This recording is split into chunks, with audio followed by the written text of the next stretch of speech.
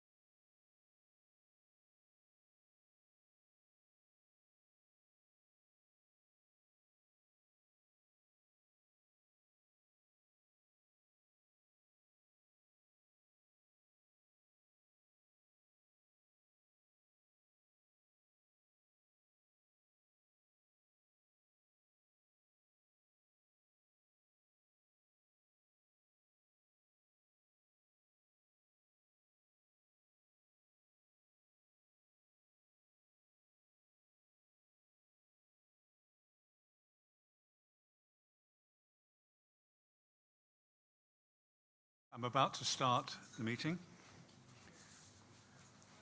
Good morning, everybody, and welcome to this meeting of the Scottish Police Authority held in Edinburgh today. I have no apologies, but Grant McCrae may be a quarter of an hour late joining us at this meeting. Can I ask any of you board members present to declare any financial or other interest in relation to the business today? There are none declared. Is there any other business to be raised that's not on the agenda? There's no other items. We're going to take some items in private today. I'm just going to quickly go through them. Item 11 relates to approval of the minutes of the board meeting to discuss and approve the SPA Strategic Risk Register. Item 12 is an update from DCC Taylor and King's Counsel on the Sheikh Ubayi inquiry. Item 13 is consideration of the voluntary redundancy scheme for 23-24. Item 14, an update on the pay and reward proposals for the next financial year. And item 15 is seeking approval on a senior officer conduct matter. So all those items, may I take them in private? May we take them in private? Is that agreed? Thank you very much.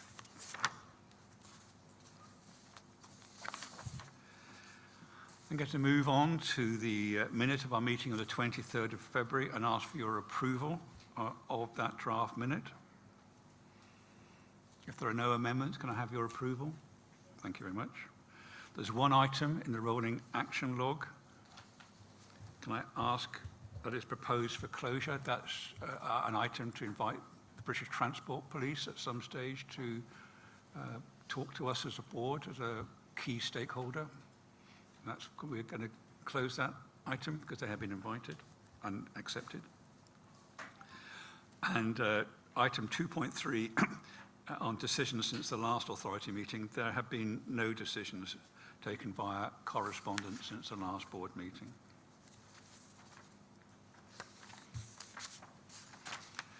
Thank you. I'm going to move on to my chair's report, which I'm very happy to take any questions on. There's two things I want to mention. Firstly, I attended the first day of the Women in Policing Conference in Edinburgh, which is a conference of the all UK, organised and supported by Police Scotland and the Scottish Women's Development Forum. I had an outstanding day with them that first day, and there were very positive reports through the meeting, and I know senior officers were there as well, presenting and speaking at that. So I'm very pleased to have that opportunity and to reinforce the critical value of that Scottish Women's Development Forum and policing in Scotland in a UK context. And the other thing I want to just mention is the Baroness Casey report. And she published her report into the London Metropolitan Police Service on Tuesday. And her report, I want to emphasise, is about that Metropolitan Police Service and not Police Scotland or any other police service.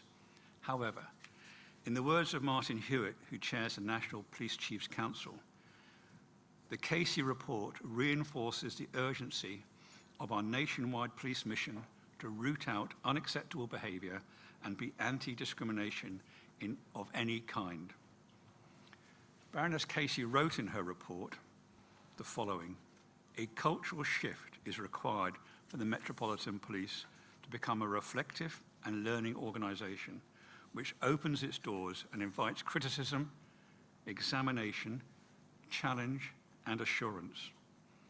My experience as the chair of the Scottish Police Authority of policing in Scotland is that our service invites scrutiny and challenge and has an active learning culture and embraces continuous improvement. At our last meeting in September, Police Scotland's Equality, Diversity and Inclusion Strategy was approved by us, along with Police Scotland's implementation plan. The actions in that strategy provide a strong foundation for further improvement in relation to inclusion and diversity. Notwithstanding that, I've asked the Chief Constable to assure us that Police Scotland will review the Casey report and recommendations to ensure that any and all organisational learning can be captured in Scotland. I've also asked the Chief Executive Brown of the SPA, to review the report with regard to its findings on the shortcomings of police oversight in London and the Metropolitan Police, again, to capture any organisational learning. So thank you very much for that. Are there any questions about my chair's report? If there are not, I'm going to move on. Thank you very much to the committee chair's report. As I emphasise at every meeting, this is to try to give sight at this public board meeting of the huge amount of work that's done within our committees by our members and their chairs. I'm going to invite Fiona McQueen, the chair of People Committee, to give her brief report back to us. Many thanks, Chair. Obviously, the People Committee, almost everything we deal with focuses on officer and staff health and well-being. But at our last committee meeting in particular, we received assurances and reports on support for officers who are going through ill health retirement, but also looking at staff health and well-being and health and safety.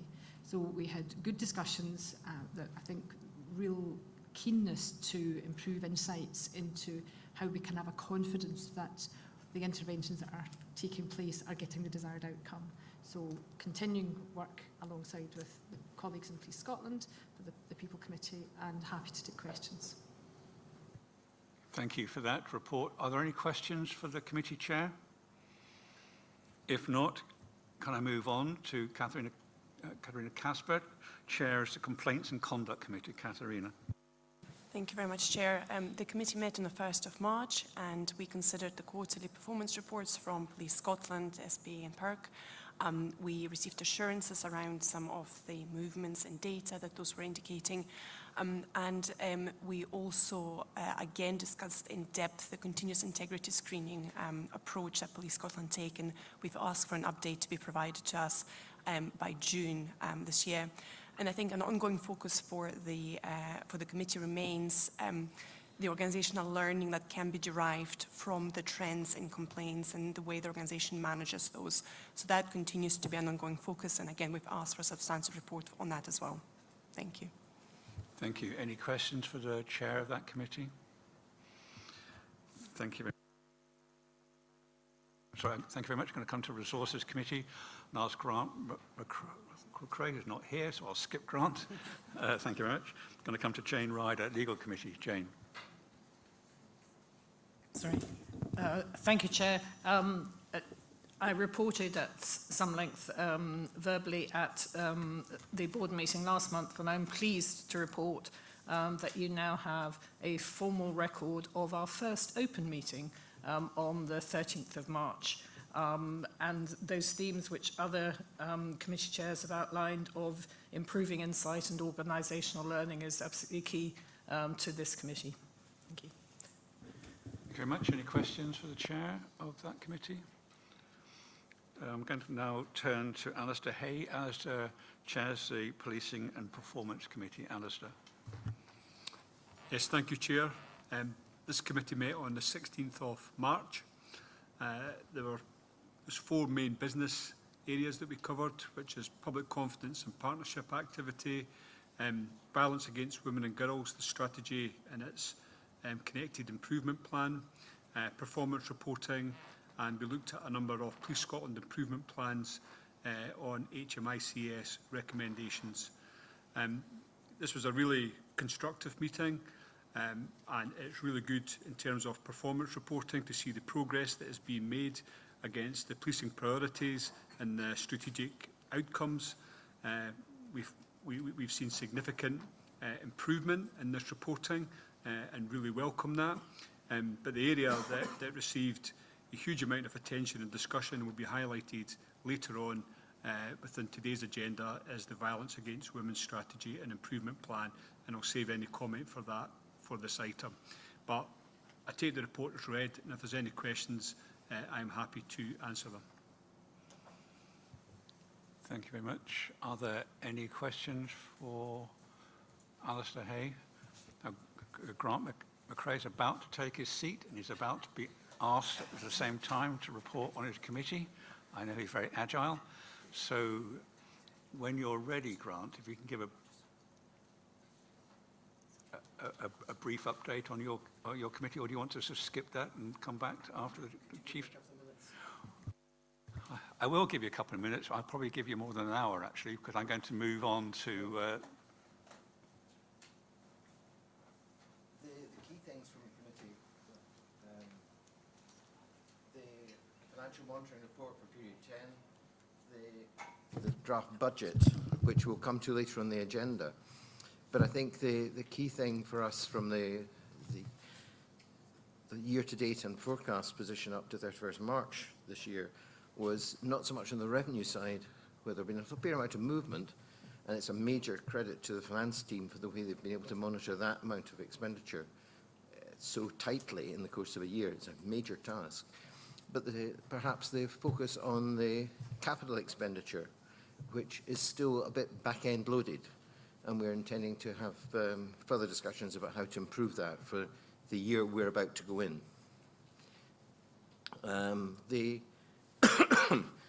We'll come to the budget at a later stage, but the key thing is aligning the financial numbers with the operational numbers.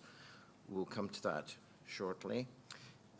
We did have a look at the end project review for mobile working, and one of the concerns we had was that although the board as a whole had anticipated a large number of officers being able to have these devices, various decisions were taken to actually reduce the number. So we'd like to have a better understanding of who took that decision and the implications of that, and any implications that for additional funding for third-party sources to support that. All needs a bit more clarification.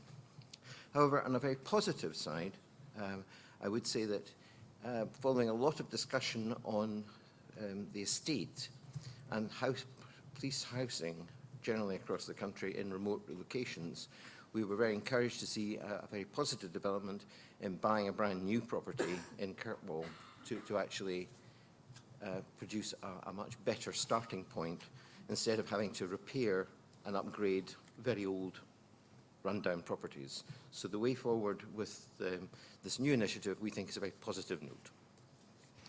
That's all, Chair. Thank you very much, and thank you for doing that so quickly. Just as you sat down, I really appreciate that, not to hold up the work. My apologies for my late arrival, but I think you knew why. No problem. The strategic question for us, which we'll address in some way through the budget, is about the spend profile in capital, in order that we get the best value use of the capital available to policing, because we know that's it's a precious commodity. So we'll come back to that and ask your advice at that point, and we're able to discuss that within next year's financial envelope. So thank you for all that. Are there any questions? The substantial point will be the budget, which Grant McCrae will guide us into when it occurs on the item. So with that, are we complete? No other questions? Continue, Michael. Thanks very much. And now I'm going to come to Sir Ian Livingston to present his Chief Constable report. So over to you, Sir Ian.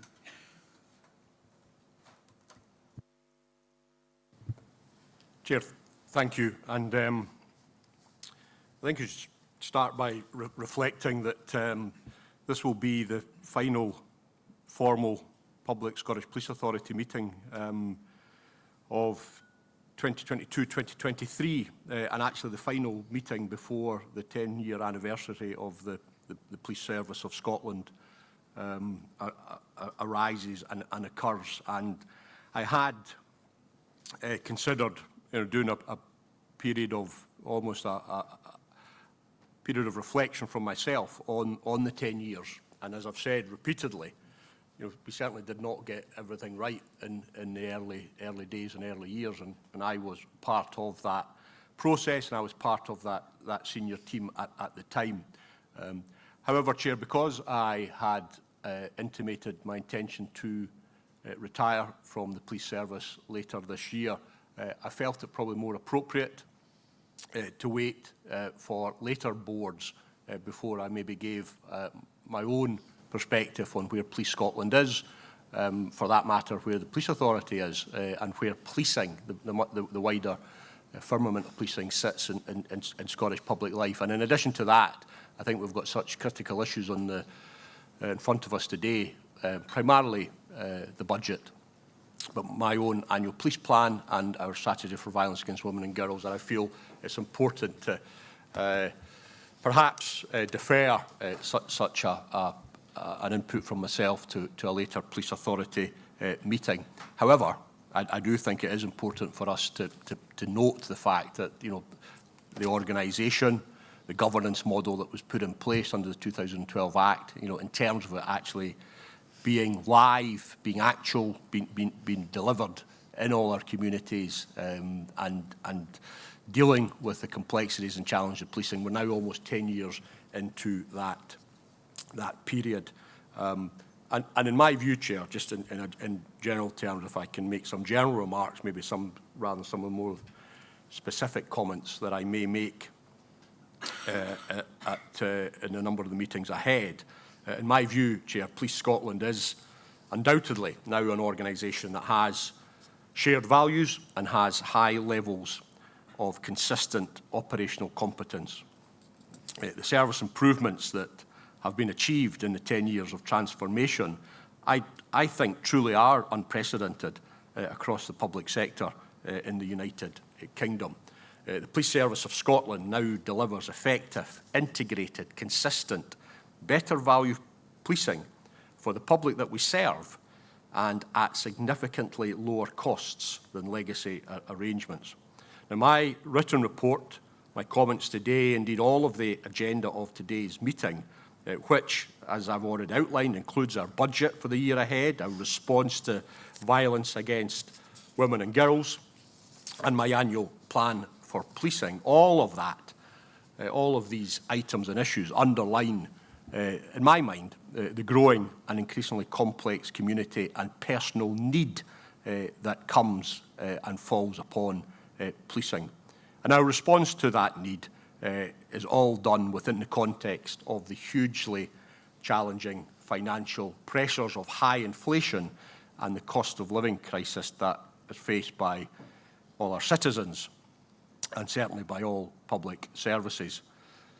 Reform of policing has demonstrated in Scotland that efficiencies delivered through improvements to service design, to working practices, to technology can be and are reinvested to support operational policing, to enhance service. And as I have stressed a number of times, and I have again this morning, we didn't get everything right in the early years. But the test for me of Police Scotland's public value, the test for me of Police Scotland's contribution to keeping people safe, Police Scotland's contribution to Scottish life after this 10-year journey, is whether the people of Scotland are safer now than they otherwise would have been had reform not taken place. And in my view, our communities are now far better protected from the threats not only of today, but crucially, I think, are well placed to be protected from the threats of tomorrow.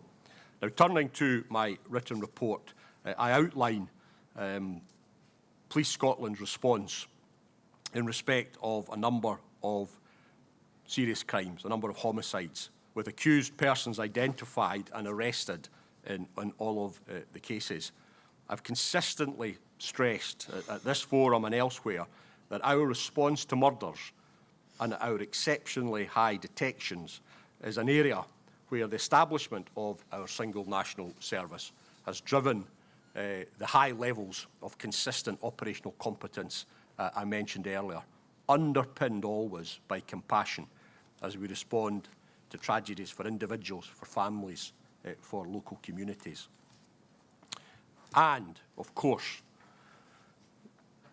members of the public will be aware that the Police Service of Scotland applies equal rigour and professionalism to unresolved cases from the past to provide answers and justice for families even after decades. The pursuit of justice, regardless of the passage of time, is a core duty of policing and central to public confidence and police legitimacy. In this regard, in earlier this month, Christopher Harrison was found guilty at the High Court in Aberdeen of murdering Dr. Brenda Page, his ex-wife, within her home in July 1978. Harrison had subjected Brenda to a prolonged campaign of domestic abuse, culminating in her violent murder. Brenda's murder over the years had been subject of review and, at times, limited reinvestigation, and of course remained of significant public interest and attention over many decades. The major investigation team established by Police Scotland when Police Scotland was created, working with the Crown, working with SPA forensic colleagues, instigated a full reinvestigation in 2015, which ultimately culminated in the conviction and life sentence of Harrison that we saw at the start of this month. I pay tribute to the dignity and the resilience of Brenda's family throughout the 45 years since her murder, and my thoughts remain with them. I thank everyone who assisted in bringing about this important outcome for Brenda's loved ones and for justice. Police Scotland's better understanding of domestic abuse and abusive relationships was an important factor in our reinvestigation into Brenda's murder and our analysis and presentation of evidence. Responding to violence against women and girls is a vital area where policing in Scotland has improved our approach in this country over a sustained period. However, we have further improvements to make, and we are resolute in our determination to do so in order that Police Scotland contributes fully to building a society where women and girls live free from violence, abuse, exploitation and harassment and have true freedom in their daily lives. In this regard, our violence against women and girls strategy, which we've mentioned already, and the accompanying implementation plan were discussed in depth, as we've already heard from Alistair, at the Authorities Policing Performance Committee. The strategy and plan have been developed through deep engagement across society, including with survivors, to ensure Police Scotland will be trauma-informed and victim-centred. Deputy Chief Constable Jane Connors will set out our progress and our ambition in this area later in today's meeting, but I really welcome the continued focus from the Scottish Police Authority on this crucial matter of public interest. And of course, the onus is on us, the onus is on policing to provide women and girls, to provide all communities with the confidence to report and an assurance that their police service will treat them with respect and compassion and will provide a professional response. You mentioned the work of Baroness Louise Casey, Chair, and I think it's important for me to remind members and remind members of the public that, as I outlined at last month's authority meeting, we are taking very close note of Baroness Casey's work relating to the Metropolitan Police, and undoubtedly we will be assessing the report in full to identify any matters which have relevance and applicability in Scotland. And I am sure we will find a number of issues that we wish to progress and a number of issues that we would identify as causing challenges for the Police Service of Scotland. We've already actually conducted such an exercise in regard to Baroness Casey's interim report, which primarily focused on conduct matters within the Metropolitan Police, again to see which issues would apply within the Police Service of Scotland, and that's been led under DCC Fiona Taylor's command. But we know from independent review, we know from legal and misconduct cases, and through listening to our own staff, that policing in Scotland is not immune from the racism, sexism and discrimination which disgracefully persists across society. But Police Scotland is meeting these challenges head-on through taking action, sustained, tangible action, driving a relentless focus on values and standards under our Policing Together programme, and the actions to tackle sexism in the workplace, drawing upon actual experiences of officers and staff. By way of example of the action we've taken, we've strengthened our recruitment and vetting. We discussed that some length at the February meeting of the Police Authority. We are providing new equality and inclusion education and training for all officers and staff. And vitally, we are investing in our leadership programme right across the whole of the organisation to give our leaders, officers and staff, the skills to build teams which reflect and live our values. As you have mentioned in your written report and in your opening comments, Chair, these issues were discussed throughout what was an absolute excellent conference, the Women in Policing Conference, UK-wide conference, as you rightly underlined, Chair, that we had the privilege to recently host here in Edinburgh. And through that, we are undoubtedly seeing improved representation of women across all ranks and all roles. However, we know there's far more to be done.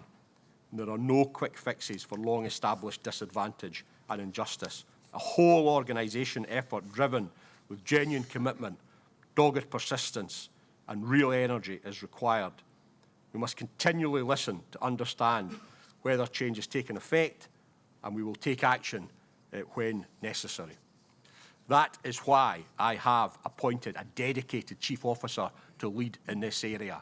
We've appointed David Duncan with the support of the Scottish Police Authority, for which I am extremely grateful, as a dedicated Assistant Chief Constable for Policing Together, working under the strategic direction and leadership of DCC Taylor to coordinate and drive progress with rigour.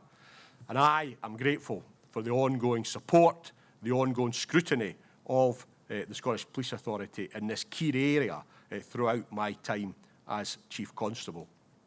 I am clear and will repeat today that those who reject our values and standards and the core mission of keeping people safe do not belong in Police Scotland. And I know that our position is supported by the overwhelming majority, the vast majority of officers and staff who work within Scotland with professionalism and integrity day in, day out, right across the whole of the country to protect and support and serve our fellow citizens.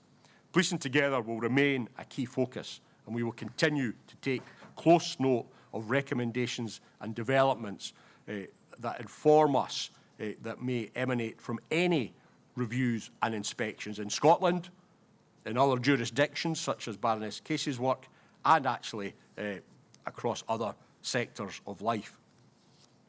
And we will continue to work with the authority, with the Scottish Government, with PIRC and with the Crown Office to discharge the recommendations made by Dame, now Lady, Eilish Angelini in her review of police complaints. Significant progress against Lady Angelini's work has been made in a number of recommendations, not least of all in our approach and structuring of our complaints and our professional standards work. But as we've discussed a number of times, there are a number of other recommendations that will require additional legislation or additional investment. And one example of this undoubtedly is the wider rollout of body-worn video, which Lady Angelini strongly supported across Police Scotland, which is something, of course, that all of us support and would welcome. Now, in addition to the actual body-worn cameras that we now have a programme of rollout over the next number of years, improvements are also required in our technology, which we all know is outdated because of limited funding over a number of years. Technology that will allow us to manage footage captured through the body-worn cameras and share it with other organisations across the criminal justice system for the benefit of our communities and victims of crime. But progress in this area has also been made, and this was demonstrated by the digital evidence sharing capability, DESC for short, which is being piloted in Dundee. I had a great opportunity to meet and thank officers and staff involved in the DESC pilot and actually using the system as we speak when I was in Dundee earlier this week. And the potential for improvements to our justice system are enormous.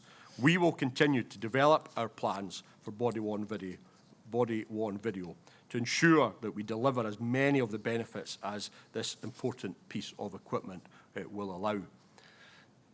An important element of the overall cost of body-worn video will sit within revenue, the revenue implications of software licensing and data storage. And I do think, by way of example, that these implications, these revenue pressures, also underline the pressure on our revenue budget, as well as what we know has been a very low capital investment in policing over many, many years. As you have said, Chair, and I have touched upon at the introduction, our Chief Financial Officer, James Gray, will present the budget for 2023-2024 later today. And like you, Chair, I'm hugely grateful to James and his team, together with SBA Chief Executive Lynn Brown and her team, for the rigour and discipline that now exists in our collective approach to finance. The budget describes how we intend to use the resources available to deliver our priorities, to serve our communities and to keep people safe.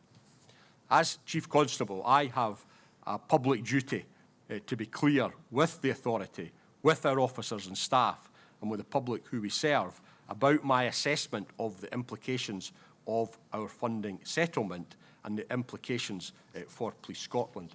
The allocation for the year ahead is undoubtedly better than the flat cash settlement that the Strategic Spending Review had suggested.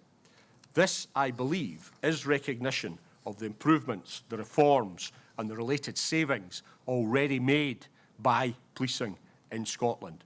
Crucially, we return over £200 million every year compared to legacy arrangements, and we mustn't forget that that has been hard-earned in terms of the transformation that Police Service of Scotland has been at the forefront of. But despite this, despite the budget being better than the flat cash that had initially been suggested, the allocation does not allow us to maintain our workforce at the level of previous years. In regard to police officer numbers, was always around, as colleagues know, 17,200.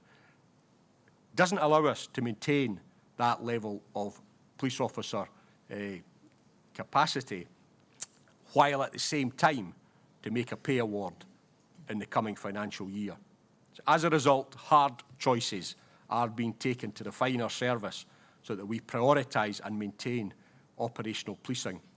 Members already know that because of recruitment delays, unavoidable and increased retirals, officer numbers are lower than they otherwise would be and are now around 16,600. The funding allocation for 2023-2024 means that our officer establishment will remain around 16,600. And we, as a senior team, we as an organisation, are building a service model to reflect that level of police resource. Chair, you are aware that earlier this week I wrote to a very wide range of partners and stakeholders to advise that we will be seeking to engage with them about how we are often meeting the demand of other agencies. That will be done in a collaborative, collegiate manner. And the discussions will enable Police Scotland, I hope, to focus on policing our communities. That is right for policing and right for citizens who deserve the best help from the appropriate agency when need arises. And that often, at the moment, is the police responding where other agencies are not. But the question is the police service the service best trained and has the capability to meet the needs of our citizens? It very often isn't the case, and we know that in terms of some areas of vulnerability, not least in regard to people suffering through mental health trauma. One example of our engagement about our current deployment model and the opportunity and potential for change rests with engagement that we have had with the Scottish Courts and Tribunal Service. And this relates to 120 or so officers that are assigned permanently to police the courts. Now, our officers are policing the courts at a time when we know that officer resources are stretched in our communities. And I have to say that the initial engagement we've had with the Scottish Courts and Tribunal Service, I am extremely grateful for the positive and collegiate initial response we've had to that initial discussion. We are actively considering areas of demand, how we align those with modified duties. Officers who have modified duties, can we ensure that they have suitable roles so they can maximise their contribution to policing Scotland? And we're also looking at how we deliver our services, what's best delivered at national, regional and local levels. Can we do it in a more effective and more efficient manner? The work is moving at pace through our resource prioritisation group at a tactical and strategic level. All of the senior team within the Police Service of Scotland are involved in this as we seek to reshape our service of necessity. Operational policing will always be prioritised and changes will apply in every division and every department. Police officer numbers will be managed through our recruitment intakes in terms of retirements and recruitment. And as I say, we're doing that from a base that exists at 16,600 at the moment. And we will, over time, also reduce our police staff establishment, and that'll be done in a proportionate manner to a reduction in police officer numbers. And we are consulting with our colleagues in the trade unions on how this can best be achieved and ensuring that it's done in a fair and transparent manner. But it's important, I think, for me to underline that our commitment to no compulsory redundancies remains, and we will also ensure that staff roles are not inappropriately and inefficiently backfilled by police officers. Keeping people safe will be at the heart of all our work. It will seek to maintain the very strong performance we have in regard to 999 emergency calls and to prioritise, as I've said earlier, operational policing within our communities. I've also consistently underlined that our response to violence against women and girls and to cybercrime illustrates the growing and the increasingly complex nature of that key operational policing response. Accordingly, we will continue to prioritise progress in our public protection development programme, our Policing in a Digital World programme, as well as our violence against women and girls work and our local policing development programme. We will build upon the improvements already achieved. Through continued transformation, we will reinvest efficiencies to support operational policing so we can best protect the people of Scotland. Police Scotland's structural simplicity, the creation of Police Scotland, undoubtedly was an enabler in the public service transformation I talked about at the outset of this morning's meeting. Together with a sustained commitment to partnership working, such as through many examples of co-location with key partners, whether that's in local government or whether that's with our other colleagues in the emergency services. And we know that by doing such a collective partnership working, that we can all save public money and deliver better service. Just yesterday, Chair, you and I met with the Cabinet Secretary for Justice, with DCO David Page, together with other Blue Light Service colleagues.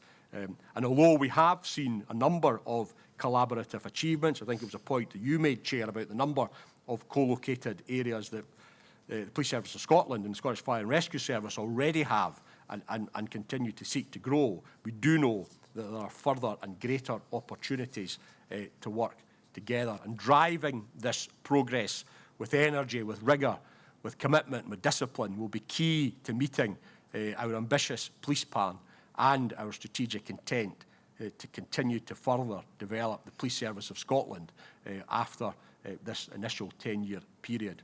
We have the benefit of a number of years of stability, and we have a focused and strong leadership team who share a mission with all our officers and staff to serve our fellow citizens of Scotland, to put public service at the heart of everything we do and all the decisions that we make. I have real confidence that despite the challenges that I've outlined today, Police Scotland will be able to maintain an effective police service now and in the future. Chair, I'll stop there. I know there's a busy agenda later, but clearly, as always, more than happy to take questions and observations from members together with myself and the other deputies. Thank you. Thank you very much, Sir Ian, and thank you once again for your very clear and frank presentations to this board. I appreciate them very much, and so does the board. I just want to make a couple of comments. One is the 10-year anniversary. Quite agree. We should look at that in more detail at some stage, but I would point people to our briefing paper, our joint briefing paper on the lessons learned from the 10 years of public sector reform. And I will repeat the First Minister's declaration, a shining example of public service reform in Scotland, and I think we shouldn't forget that because it was hard work through those 10 years, and those lessons learned should be ingrained in any future review of reform of public services. Having said that about the 10 years, I want to mention one milestone which is critically important, and that's today I hope with you and the President of COSLA to sign a strategic partnership agreement, our joint agreement to work together in the interest of our communities to achieve the outcomes of policing, the outcomes of well-being for Scotland. It is a critical milestone in the development of the 10 years of policing in Scotland to have come to the stage where we can confidently sign a partnership agreement with the President, yourself and myself. And I would say our relationships with the local scrutiny panels have been enormously enhanced by our relationship with Councillor Maureen Chalmers and our growing relationship with the President of COSLA and her staff. So thank you to that. I look forward to that signing. And in terms of technology, I would point to the divisional dashboards available to any scrutiny panel through their divisional commanders, where you can have an extraordinary amount of data analysis looking flexibly at the demands on policing, the cost of those demands, and where the highest area of demand on policing in your divisional area is. And my final point is that is all within the context of local police plans, which we've had a joint review with our teams, looking with COSLA at local police plans to improve them, to make sure they're relevant, and make sure, critically, they are aligned to the strategic outcomes that our organisations have agreed for policing. So thank you for that. I look forward to a review of 10 years. I don't think it should be long, but I think it should be deep in terms of what we have learned and where we still have our ambitions to go. So with that, I'm going to pass over to the board. Any questions for the Chief Constable on his report?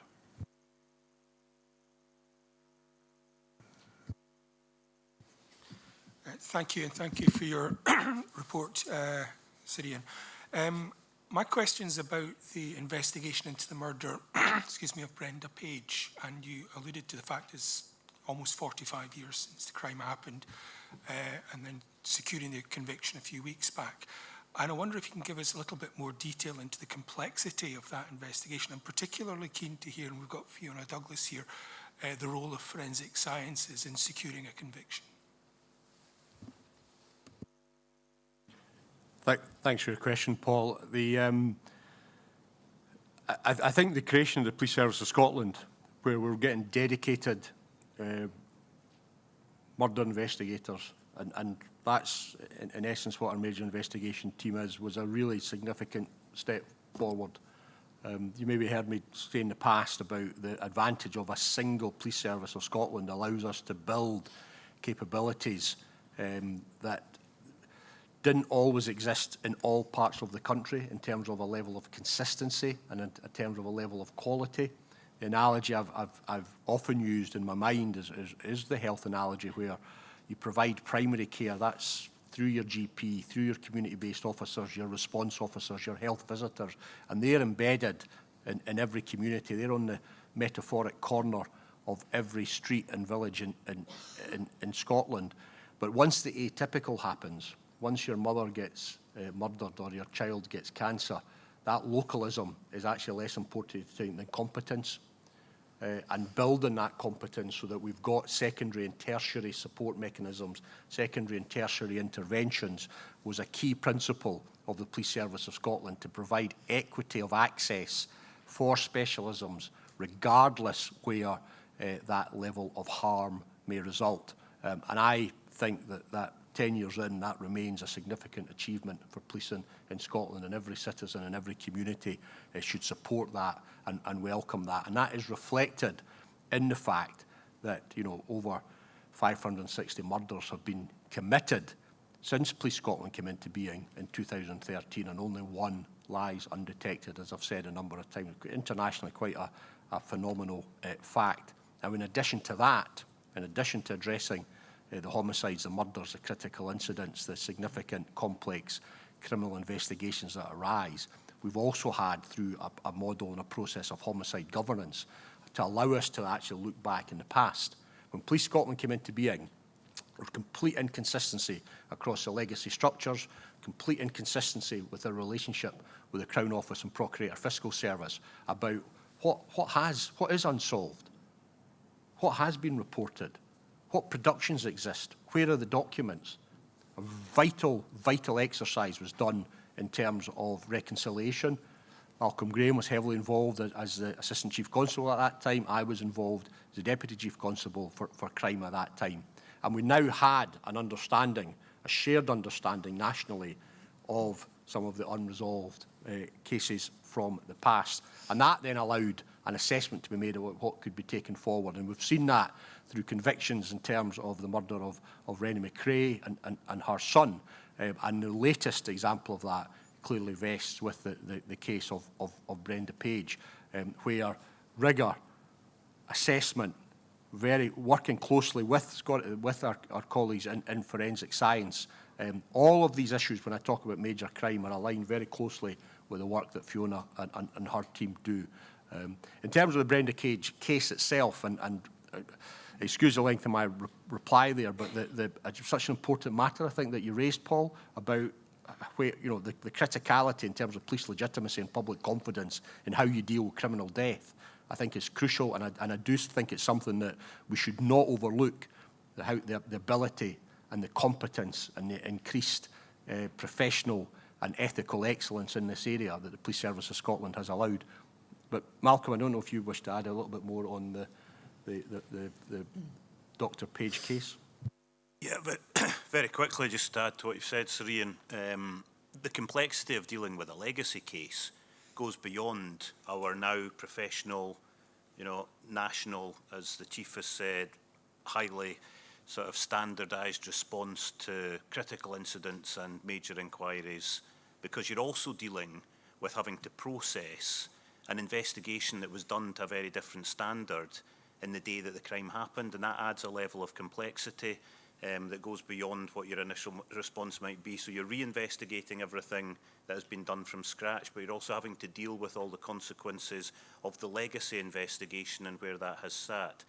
Now, of course, there are so many different avenues that are explored in terms of witnesses and how people have moved on, in terms of the evidence and how we would assess it under today's standards, the relationships with the Crown and their degree of specialisation, which previously didn't exist. But I will finish, and I'm sure Fiona Douglas would be in a better position to add some detail, that our relationship with forensic services has been critical in that. And because forensic services is national and also has the ability to triage has a specific unit looking at legacy cases and can bring resource to bear in a prioritised way, in the same way that Police Scotland does, we're able to give the right amount of focused professional attention into these cases. And on two fronts, really. The first is how we have managed to bring resource jointly to cases of that nature. And secondly, the cutting edge science and technology that forensic services in Scotland have developed, which is world leading and which has allowed us to identify and use evidence through court cases that in other jurisdictions I strongly believe would be missed. Paul, do you want to come back? I'm going to invite Fiona in. Thank you, Chair. And I think this is a really good example of the work that Forensic Services is doing in conjunction with colleagues in Police Scotland and the Crown Office in relation to these unresolved cases. The case of Brenda Page does have a huge amount of complexity within it. Forensic scientists within Forensic Services have been working on this case for over 20 years. There has been thousands of hours of time that has been taken. As Malcolm states, that in these historical cases there are so many scientific challenges that need to be faced within this case. 40-year-old slides had to be prized apart, and over 2,000 individual fibres and hairs were individually mounted, examined and compared. The investment in DNA technology, well, the development of DNA technology itself has come on, it's unrecognisable in its current format. In 1978, all that you could tell from a blood sample was the blood grouping. Now we have the world-leading technology in DNA-24, and DNA results can be obtained from just a very few cells deposited at a scene. So it is the investment in technology that's so important. It's the development of techniques that allow forensic science to really contribute to some of these really complex and unresolved cases. Thank you, and thank you for the question, Paul. And we're going to come back at some stage to 10 years of forensic science as well, because that's important to recognise what's moved on there in that area. And as Fiona said, working hand in glove with our police service. We're very fortunate to have a national public forensic services to work directly to Police Scotland and with Police Scotland and have this sterile corridor between the evidence and the court. I think we should look at that in more detail when we're looking at the 10 years, partly because the leaps in technology, which we benefited from, but also partly because of the leaps in organisational effectiveness and the partnership working. I'm very keen we get closer and closer in partnership, and I recognise the work that DCC Graham has done that with Fiona, our Director of Forensic Services. So we'll come back to this, and we will not lose sight of the 10 years of forensic services as well, because they are critical to the safety and well-being of the people of Scotland, working to your staff. So Ian, I'm going to come now. Fiona first, then Tom. Thanks, Chair. Thanks, Chief. Both yourself and the Chair have mentioned the Women in Policing Conference, and you've talked about lived experience and being able to hear that from a female officer. And I wondered if you could say a bit about how the service takes that lived experience, both the positive elements so you can build on these successes, but also the learning where improvements needed. I wonder if you could say a bit about how you embrace that. Thanks, Fiona. No, this was a national conference that is held across the UK and actually had been deferred because of COVID. So the level of commitment and interest was extremely high.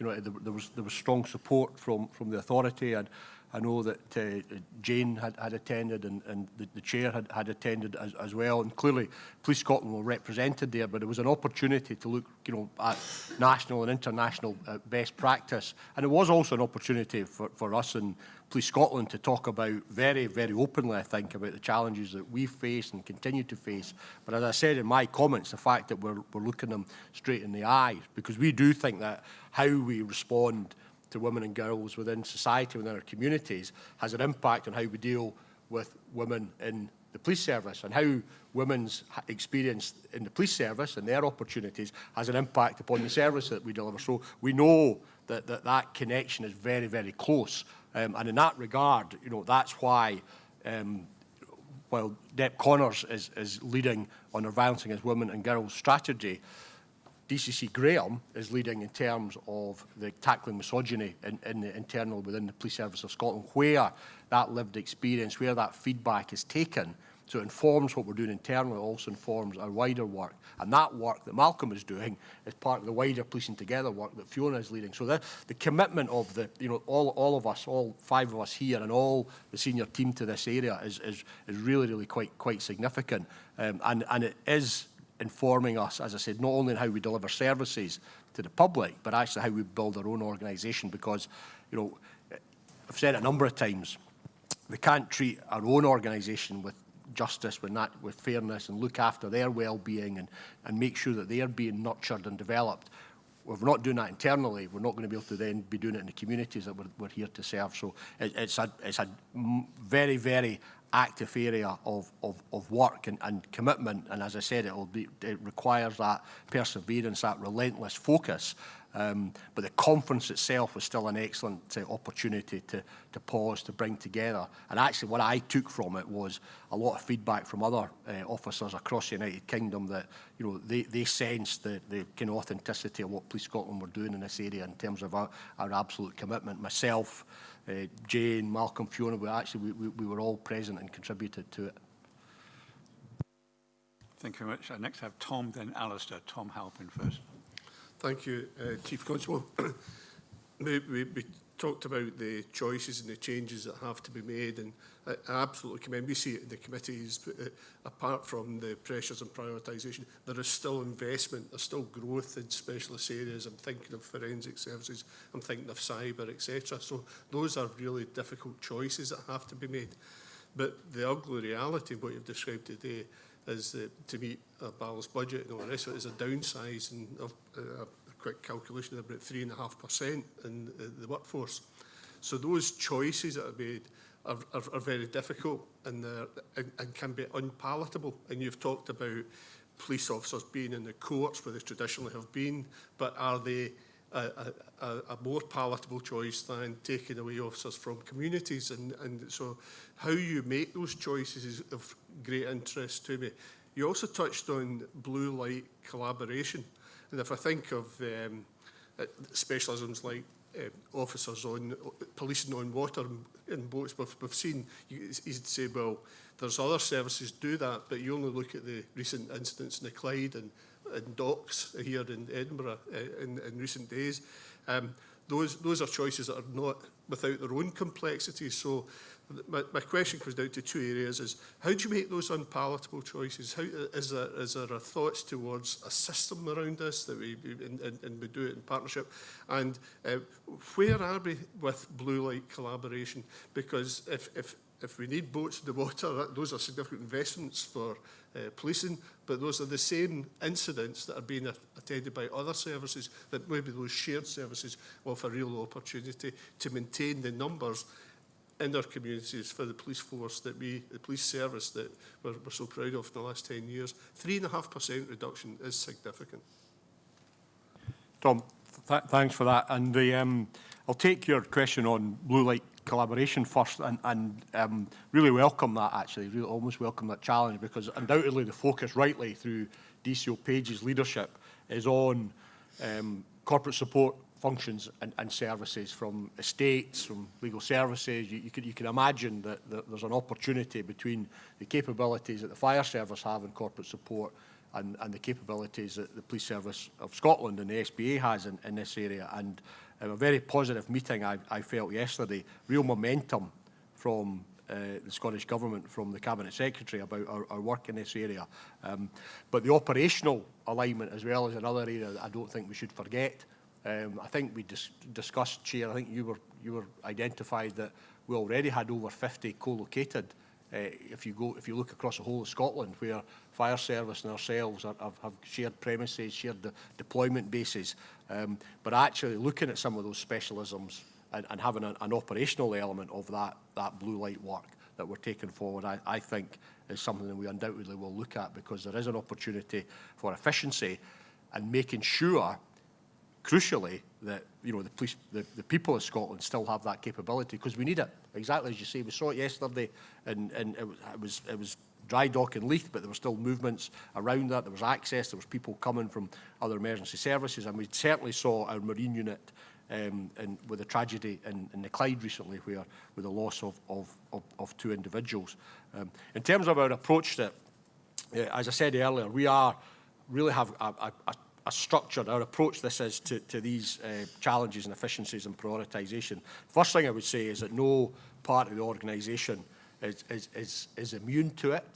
However, our focus on operational service delivery and local policing is critical. And you're absolutely right. We've also got a priority regarding cyber and violence against women and girls, and that will shape our thinking round about that. But the process we have at a strategic level is through a resource prioritisation group that's jointly chaired by the DCO and by DCC Malcolm Graham, and then a tactical group in terms of the implementation that's led by the Chief Finance Officer, James Gray. Sorry, I apologise. We've actually, initially, James had involved. We've now asked our new Director of P&D, Katie Miller, to chair that, as well as an operational ACC, Gary Ritchie. So we've asked everybody to go and establish a fine. We haven't done an across the board 3.5%, as you suggested. We've assessed it. We've looked at areas that we don't want to step back from. So vetting, professional standards. We're not going to take officers away from that when we know the criticality of that. We know the progress we've made in that area. And we're also asking commanders, everyone in the service, to own it. It's not a matter of thinking, well, somebody else will sort this out. Everybody needs to own it. And I've been really impressed with that collegiate leadership that people have demonstrated by suggesting that they actually can do things better. Can we do things pan-divisionally? Does every single territorial division need a similar level of support function, whether that's regarding resource deployment or other support mechanisms that exist there? So I'm satisfied with the processes that we have in place. There's a rigour that's brought to bear. It reports to me on a regular basis, certainly on a monthly basis at SLB, and we've already began to look at how we shape our organisation to make sure that we're as lean as possible, but that we do continue to develop, exactly as you said, Tom, in some of those areas. We are going to have to be very demanding of other partners as well. That's why I touched upon it in my comments, that I think traditionally we have picked up demand from other areas, and we're going to have to be very, very robust in that approach, which we'll be doing as well. And again, it will ensure that we report regularly to the authority on these matters. Thank you very much. We're going to go through this again, these issues again, through the budget process. We're going to examine these issues again in terms of prioritisation and funding through the violence against women and girls. And we're going to in this agenda, we're going to go through it once more with your annual police plan about what your annual priorities are. So we've got a lot of opportunities to test your confidence in this, which I'm sure you'll be up to in this area, because this is one of the major issues for the board.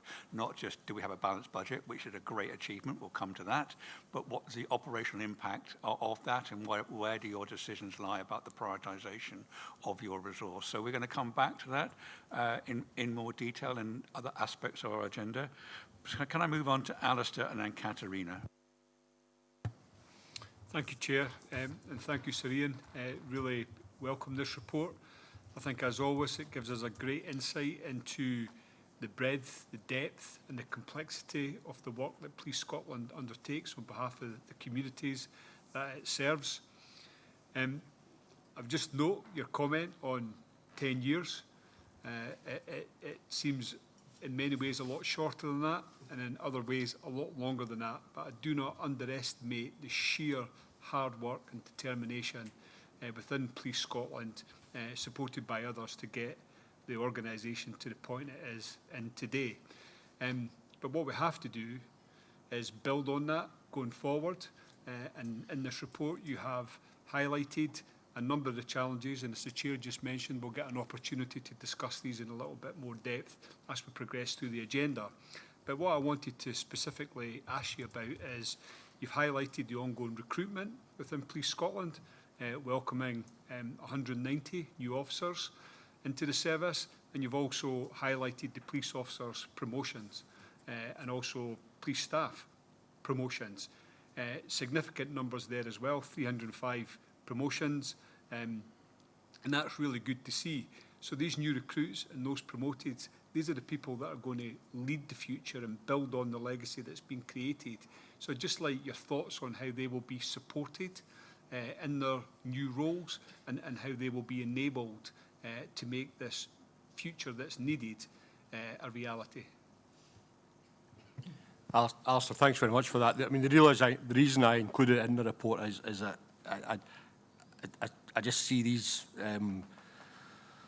events and there's an almost ceremonial events has been absolutely crucial. So it's a priority for me. Every single police officer that comes into Police Scotland, I meet them on the first few days in service, and when they take the oath of office, I underline to them that they haven't just changed their role in life, that their status has changed, that they now hold the office of constable and all the responsibility that comes with that, and the fact that you take your authority, your legitimacy from your fellow citizens, that you hold the office of constable 24 hours a day, and the sacrifices that come with that. And that's where we start with the fundamental basis of values. I don't expect them to get everything right every day, but they've got to act in good faith and they've got to give 100%, and that's what I expect. And then you'll get the support from each other, get support from the organisations. Similar with the promotion parades, and being able to do that in person again, very, very important to just, again, to thank people for stepping forward. People say, well,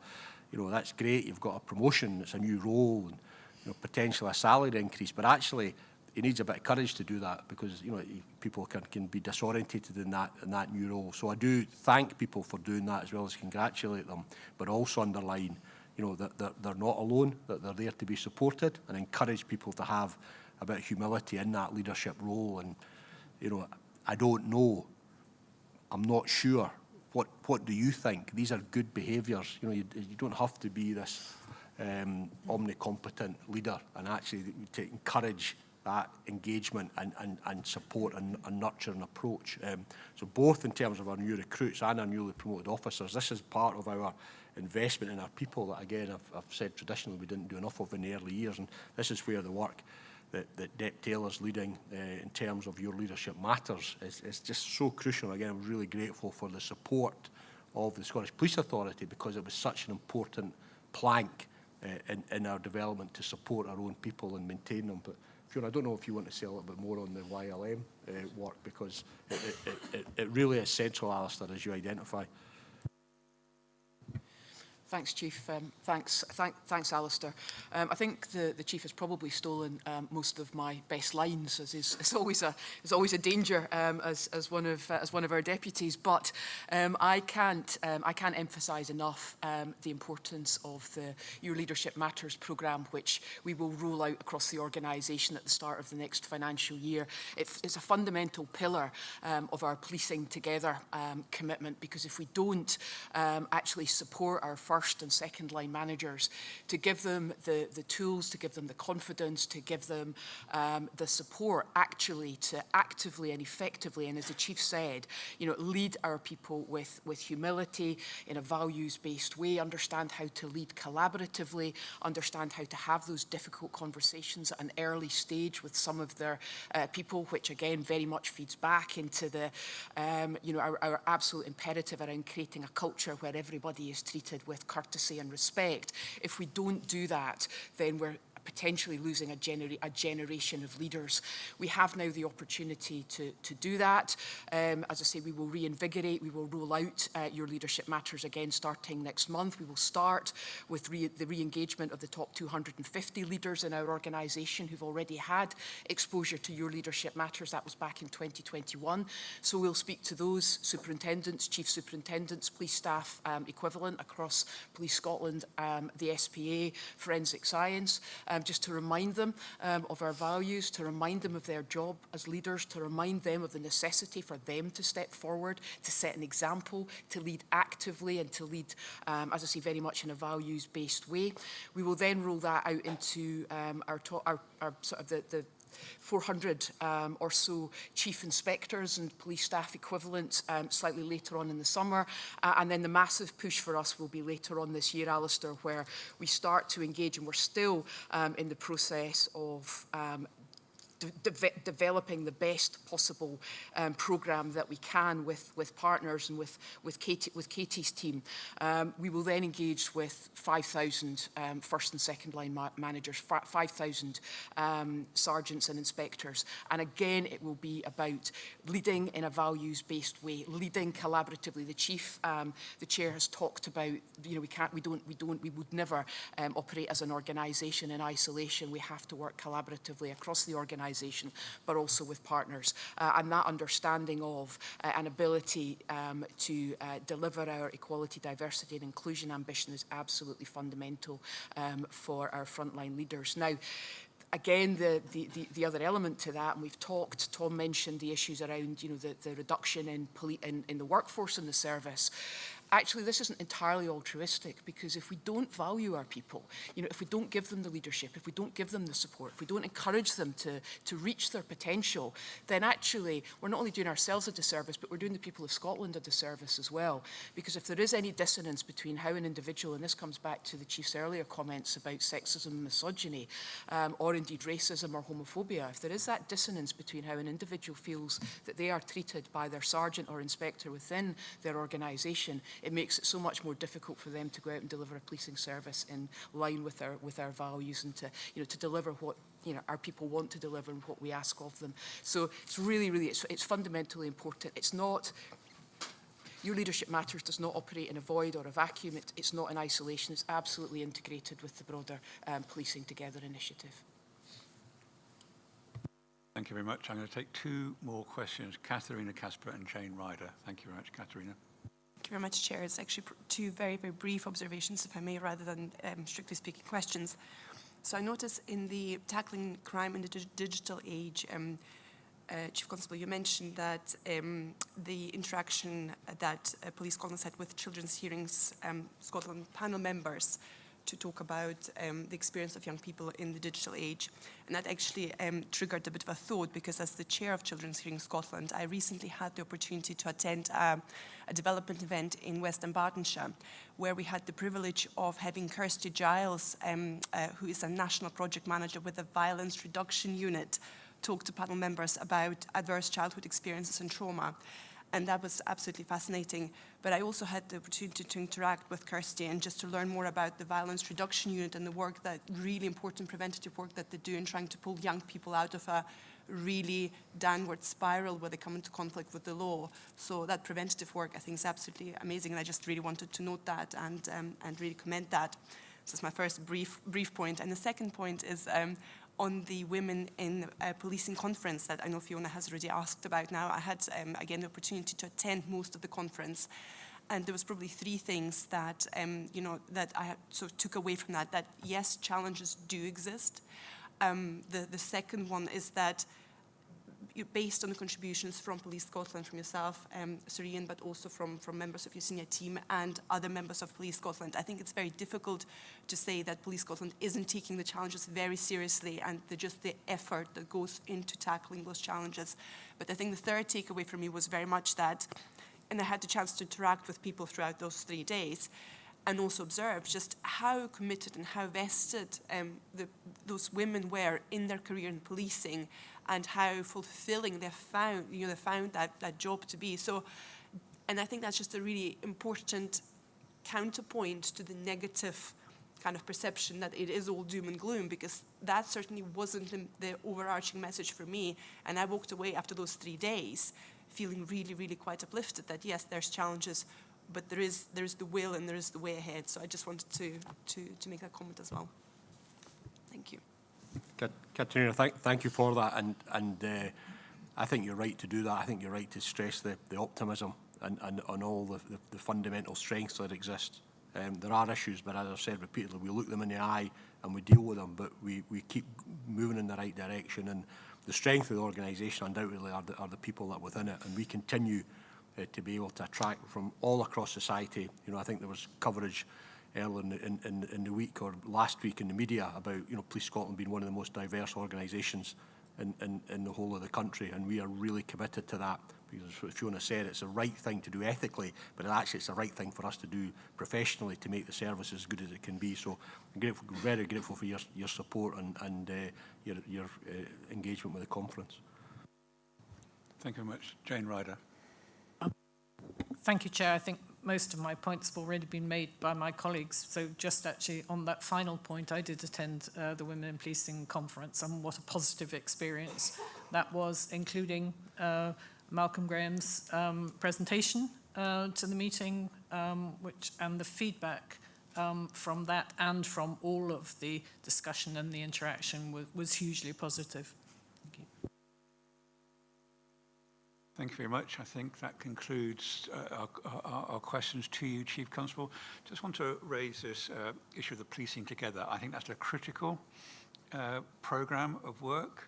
I think we should have, I'm sure Fiona McQueen's committee knows more about it than we do as a board, so maybe we can come back to that, because I've heard it talked about very positively by the staff associations too, maybe with a criticism or a comment that it's harder to get frontline staff involved in or engaged in that. I don't know whether that's true or not, but I would like to come back to that, because it appears to be a platform which is hugely well received. And I'd like to know more about that at the board level. So maybe at some stage we can have a focus on that as the platform for change that you're driving through. So with that, thank you very much, Chief Constable, as always, for, as I said at the beginning, your frank and clear report. Very much appreciated. Can I come on now to Chief Executive Brown and her report? Thank you, Chair. Following the authority's agreement last month, a public engagement exercise has been launched on the draft joint strategy for policing, and this will come back to the authority in May after the closing date at the end of April for those comments. I'd like to move on to the Chief Constable recruitment. At the last meeting, Serene gave his indication that he'd be retiring in the summer, and that was the trigger for the beginning of the process for finding his replacement. So we have activated that process. This is based on the People Committee report of September 22, which considered and approved a senior officer recruitment process that was based on lessons learned from previous recruitments, including that of Serene, and also took on board current best practice on recruitment, selection and appointment. And we'll be launching our recruitment process in the coming weeks. Also at the last board meeting, I reported on the creation of the Police Negotiating Board for Scotland, and the Chair asked that the response to the consultation that should be guided by 3 members, Jane Ryder, Caroline Stewart and Fiona McQueen, who sit on the PMB, and we responded in time to the Scottish Government, and specifically making the point that we recognised and welcomed their commitment to set out draft procedures for the PMB Scotland in terms of moving forward. From the last meeting, between the last meeting and this meeting, we had another one of the Scottish Railway Policing Committee. Again, the board was represented by Tom Halpin and Mary Caithley, and a note of the meeting is attached to my report. Finally, Chair, if I may, I'd like to just give a verbal update and some work around mental health. Members will be aware that the authority has published a series of fact sheets on topical issues over the last year, and the response to mental health issues and the trauma experiences by officers and staff are key areas of interest for the authority. And a new fact sheet on this has been produced, which provides information on Police Scotland's approach with some key facts and figures. A video summary from the mental health seminar, which was held on 9th of December 2022, has also been produced, which captures the key points from that day. And both the fact sheet and the video will be published on our website in the coming weeks. Looking forward, the authority and Police Scotland will host an event on the 21st of April, focusing on police officers and staff workplace trauma, and how the organisation can best support those that work to serve the public of Scotland. Thank you, Chair. Happy to take any questions. Thank you very much, Chief Executive. Any questions? Thank you very much. I think it's important to stress that our forensic services staff are also included in that, I know in the staffing side of it, because they've got a very interesting set of programs about trauma prevention and trauma support for their officers and staff looking at these issues. So thank you very much. So if there are no questions for the Chief Executive, I'm going to move on to one of the substantial items, which is the Police Authority's budget for 23-24. This has been discussed at Resources Committee, so after the presentation, I'm going to ask for a comment from the Chair of Resources Committee. But for now, I'd like to invite the Chief Financial Officer, Police Scotland, James Gray, to speak to the report. James. Thank you, Chair. The report is comprehensive, as you can see, so I was planning to keep my points fairly brief on this. The first thing that I would say is that the operating environment from a financial perspective is fundamentally transformed from where we were 12 months ago. We had that commitment to real terms protection. All our financial planning assumptions were based on that. So we were working on the basis that all the efficiency that we could create would be able to be reinvested. And clearly, since the 31st of May, when the resource spending review was published, that has now changed to a flat cash assumption. And that obviously in a high inflation environment is incredibly challenging. You know, in any given normal situation, you know, flat cash is something that you could, you know, manage with a little bit of difficulty, but it's manageable. But when you've got double-digit inflation and demands on pay awards, as they have been, it represents a significant reduction to the budget. So we've been working on this budget now for about 10 months since that resource spending review. So today, the budget as presented should bring no surprises, and I'll just talk to slide 2 initially on the appendix, which is the budget highlights slide. The first point, just starting at the very top, is around the additional funding that we have for the year ahead. There are two elements to that. One is a £37 million uplift, but that's already sunk into the funding the cost of the current year pay award in 22-23. Which then leaves £43 million of actual new money going into this forthcoming financial year. And of that, we've had £40 million worth of unavoidable pressures, not pay pressures, all pressures excluding the pay award.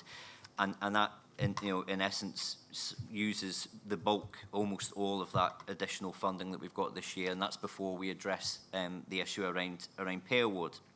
So we do have a balanced budget moving around the circle, and that has been an achievement. What I would say around it is that in order to create some headroom in the budget for a pay award, that has meant that there is significant savings within this budget, so it is of a higher risk around deliverability than the budgets that you've probably seen over the last number of years. You'll see on the next part of the highlights around police officer numbers, as the Chief Constable had set out earlier on, we will have a budgeted establishment of just over 16,600. You can see the split there between those officers that are funded by Scottish Government and those that are funded by other agencies such as local governments and airports. On staff, there's also a corresponding assumption around workforce reduction, and I think it's important to say that obviously this is a budget and we're making assumptions in a budget. This, by approving the budget, it isn't given the green light to go and do these things. There is still consultation on certain elements that are required, but for planning purposes, that's what we have in there. On pay and reward, we have made a provision for pay.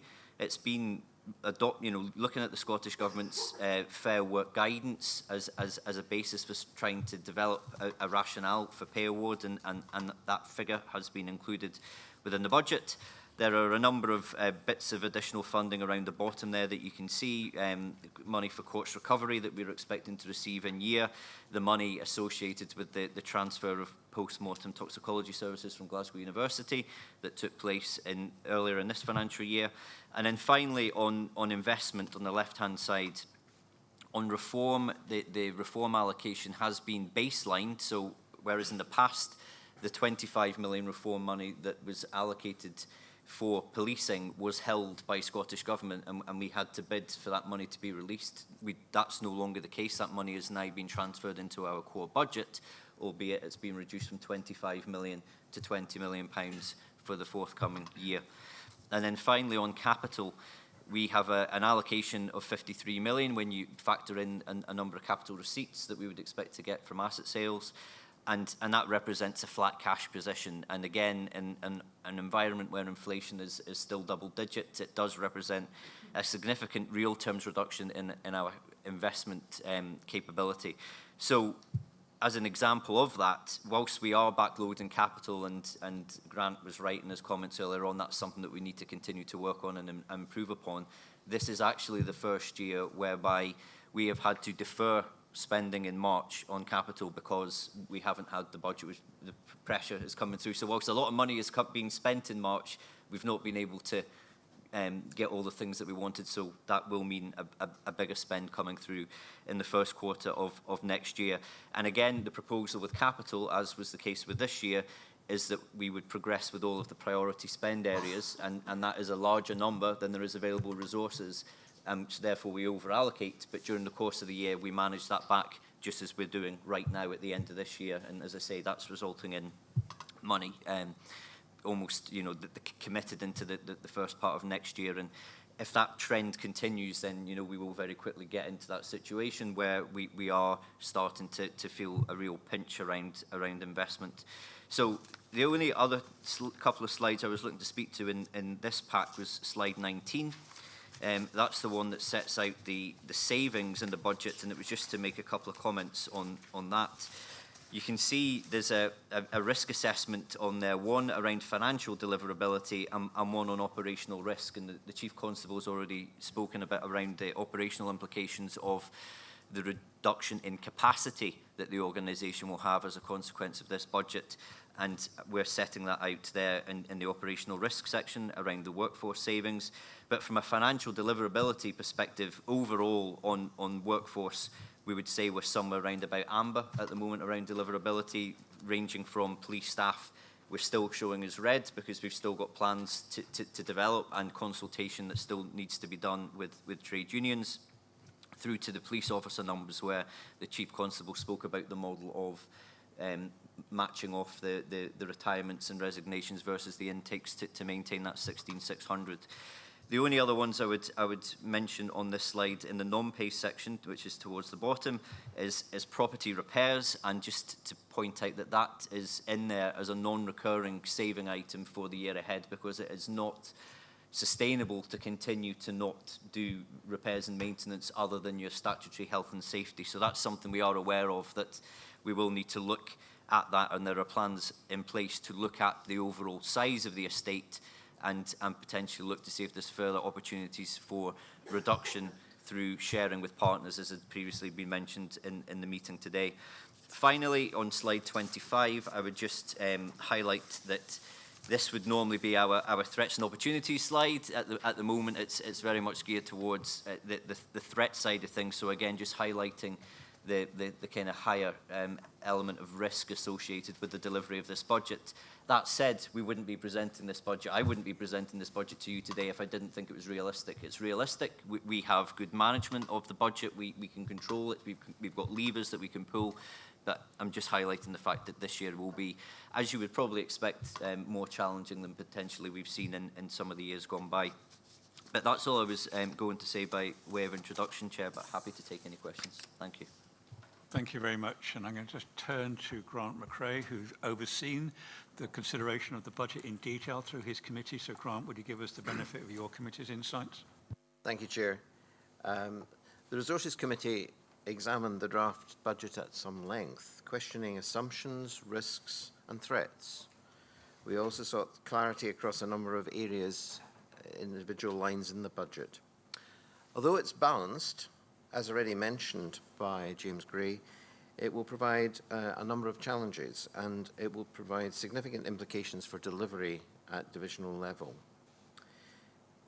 The committee would like to commend the huge amount of work that's gone on behind and into the preparation and development of the budget, and I'm very happy to confirm the Resources Committee are recommending approval. Thank you, Chair. Thank you very much, Grant. Before I open it up, and there's a large number of members who would like to speak, I just say, once again, thank you to the Budget Development Group. This was an innovation a year ago, and we set this up 6 months before the budget had to be presented to Chief Constable and I attend, and it's where a whole range of these issues of threat and opportunity are discussed. The second thing is in August of last year, we set out the 3 tests that we'd like to apply to the budget. The first is a balanced budget. Now, that should be obvious, but it is not, and we are grateful for another balanced budget, the third year in a row, critical to your authority, and I know critical to the Chief Constable as well. The second is to prioritise the threats and the vulnerability in Scotland. We were very keen to see that this, if the hard choices had to be made, those who are most vulnerable and where the highest threats were where the application of discretion applied. The third is the maintaining a very positive response to 999 calls, under 10 seconds in Scotland. We have benchmarking against other forces around the United Kingdom, and we remain one of the best response in 999. And the fourth is really addressed in terms of the financial management that James talked about, which is to accelerate the efficiency and improvement programs, not to hold back on that at all, even when there are difficult decisions and hard choices to make. So thank you, James, to your team. Thank you to our Chief Executive for her work and her team.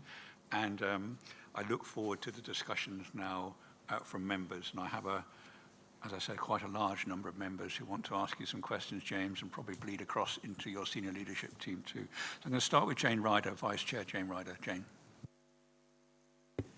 Thank you, Chair. And I think I'm picking up, as you'd identified, that we are looking at the same issues through a different prism in several instances here. And the budget settlement from the Scottish Government certainly represents an improved picture compared to the resource spending review. And that's absolutely testament to the work from Police Scotland, the Scottish Police Authority, and the engagement with the Cabinet Secretary and his subsequent advocacy for policing. Nevertheless, as being acknowledged, there are hard choices to be made, and there'll be a lot of detailed questioning to come, including from me as well as my colleagues. But I thought I might start with a more general question about the direction of travel and pick up what the Chief Constable was saying. Very much welcomed his comments and commitment to the transformation journey to date and the key strategic choices that follow from that. So just looking at the budget in detail, and it's a small amount, but a significant amount, £5 million of reform, and that is actually cash, I think, has been allocated for justice transformation and blue light collaboration, a thing that has already been touched on. I suppose what impact will that £5 million deliver? And still by way of strategic choice, what other collaborative opportunities can we expect to be pursued in this year? Thanks, Jane, for the question. In terms of... Hold on, David, please. Yeah. Thanks, David. The collaborative work, I mean, that's the reason I mentioned it in my opening remarks, Jane, because I think it's absolutely crucial to what we're going to do. I think that the fact that the Scottish Government have allocated the budget and have actually taken some of the cash and said that is for that one purpose, again, I think underlines the momentum that we're getting from the Scottish Cabinet. And certainly the Chair and I yesterday and with the DCO, it was very, very clear that this is not only from the Cabinet Secretary for Justice, but actually I know there's going to be a change at Cabinet, but certainly from the FM and the DFM, that wider collaborative work is the direction of travel. And actually, that's not only is it the right thing to do, actually, I do think that we are more likely to get funded if we see that real life commitment. The Fire Service Chair and new Chief Officer were there yesterday as well, and I do think that there is that commitment from them as well. We're also working very, very hard to bring the ambulance service with us.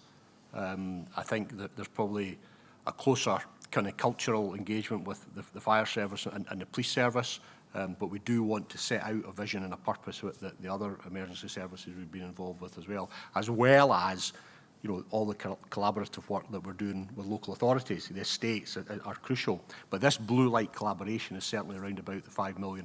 And to be fair to David, absolutely, he's been at the heart of driving this and actually getting this onto the agenda at government level. So I just wanted to, by way of introduction, to the DCO. Thanks. Thanks, Chief Constable. just building on what the Chief said there, and to your question specifically about the benefit, that has been carved out of our budget into Justice Sector Transformation, which is the right thing to do. In terms of benefit links to pace. And as the Chief has said, a really important meeting yesterday with the CABSEC, with the chairs of the fire service and the Chief Fire Officer. If we can move at pace, we can utilise that money as opposed to Police Scotland's money, albeit it's now in Scottish Government Justice Transformation portfolio.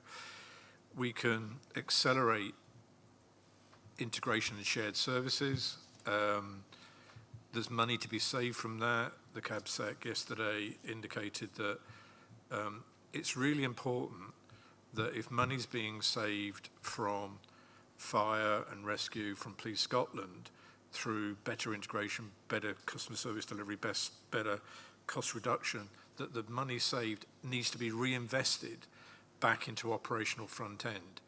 Because if you're looking at the any type of transformation like this, there's a huge impact on the people in the organisations themselves, and there's a huge impact on the people who receive the service from those organisations, both people on the kind of receiving fire and police services.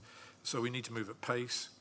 We need to be very clear about how we protect and enhance the kind of working conditions and the jobs of those involved in those areas, and how we reduce our cost and reinvest that money into better public service, both on the fire side and the police side. But it has to be done at pace, because if you don't do it at pace, what will happen is it sits there as a pot of money. And in a year's time, we'll have lost £5 million worth of reform, and we won't see any benefit. And that's the key. Thank you very much, if I may. And I think that's absolutely right to emphasise both the impact on communities, but the impact on police. I've had the benefit of going to some local stations recently, and I can see how important it is at local level, as I say, both in respect of the communities they serve, but also, which comes back to something we've touched on from time to time and we'll touch on again, which is the quality of the estate. Thank you, Jane. And in terms of the pace, David Page, is that we would expect a clear business case for the next stage of this transformation to become in the earliest possible in the next financial year. And we would expect, as you have said, the financial savings to be identified, but more importantly, the public benefit from this. This is really important that we actually have a focus on what the public benefit of this efficiency is, and then reinvest any savings as a result of the change. So we look forward to that clear business case building on the transformation and collaboration we've had already, which we discussed yesterday. So our next question is Mary Pitt-Casely. Thank you, Chair. Yes, we're all glad that funding for policing is more than we had perhaps anticipated. But clearly, you're having to prioritise spending in the year ahead to be able to bring forward this budget today. You've already had to take some tough choices, and further difficult decisions face us, I think. Can I just ask, are you confident that Scotland can be efficiently and effectively policed in the year ahead based on the budget that's proposed to us today? In short, I am, Mary. But the reason I think I'm laying out how challenging it is because I do think at times within the Police Service of Scotland, the officers and staff make it look easier than it is. We do forget that policing costs £200 million a year less every year, and I make absolutely no apology for stating that and restating that. There was a challenge laid out in the spending review by the then Finance Secretary, Ms Forbes, about the need for structural reform, for a look at your estate capability, a look at your procurement approach, a look at your efficiency model.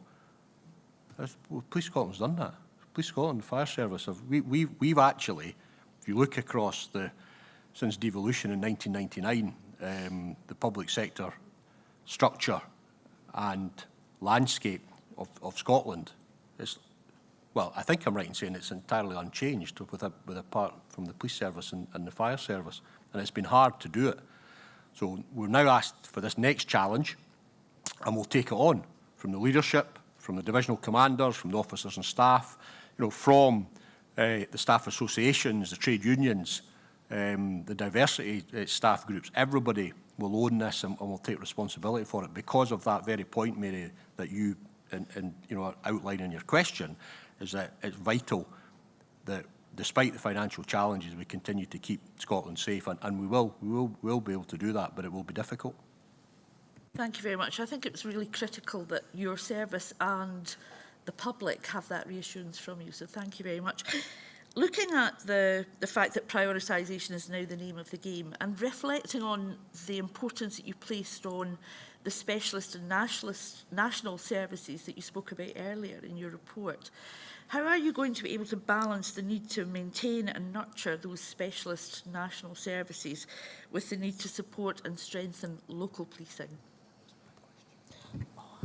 Thanks, Mary. I mean, that is the essence of the Police Service of Scotland model, is that relationship between community-based policing and specialist capability. So that's, if I don't want to repeat all my comments I gave to Paul, but that is exactly what we're seeking to do, create a holistic single model of safety and security, a national service of safety and security, that whatever your needs are, your initial response, your initial preventative work that's very much community-based. But when the atypical happens, you've also got that support and you've got that capability wherever you are in the country.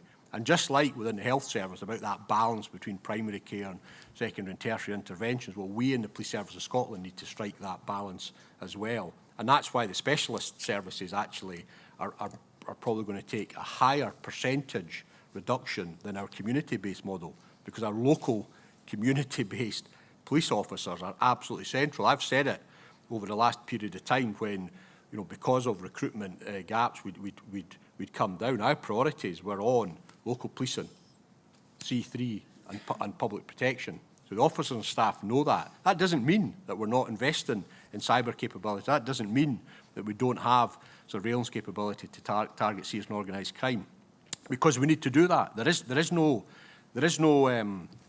dichotomy or exchange.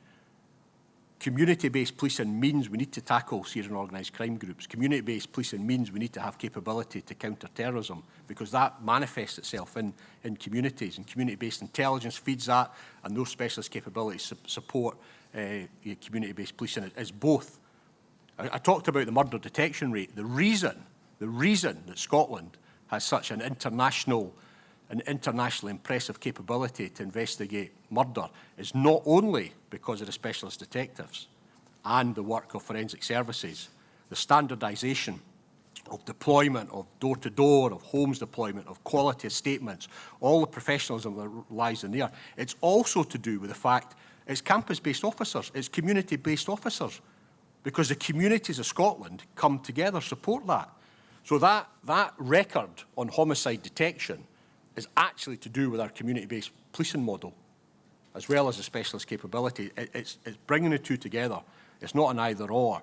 Our challenge is to make sure that we get the right balance within that, looking at rurality, looking at other pressures, looking at access, looking at multi-skilling where appropriate.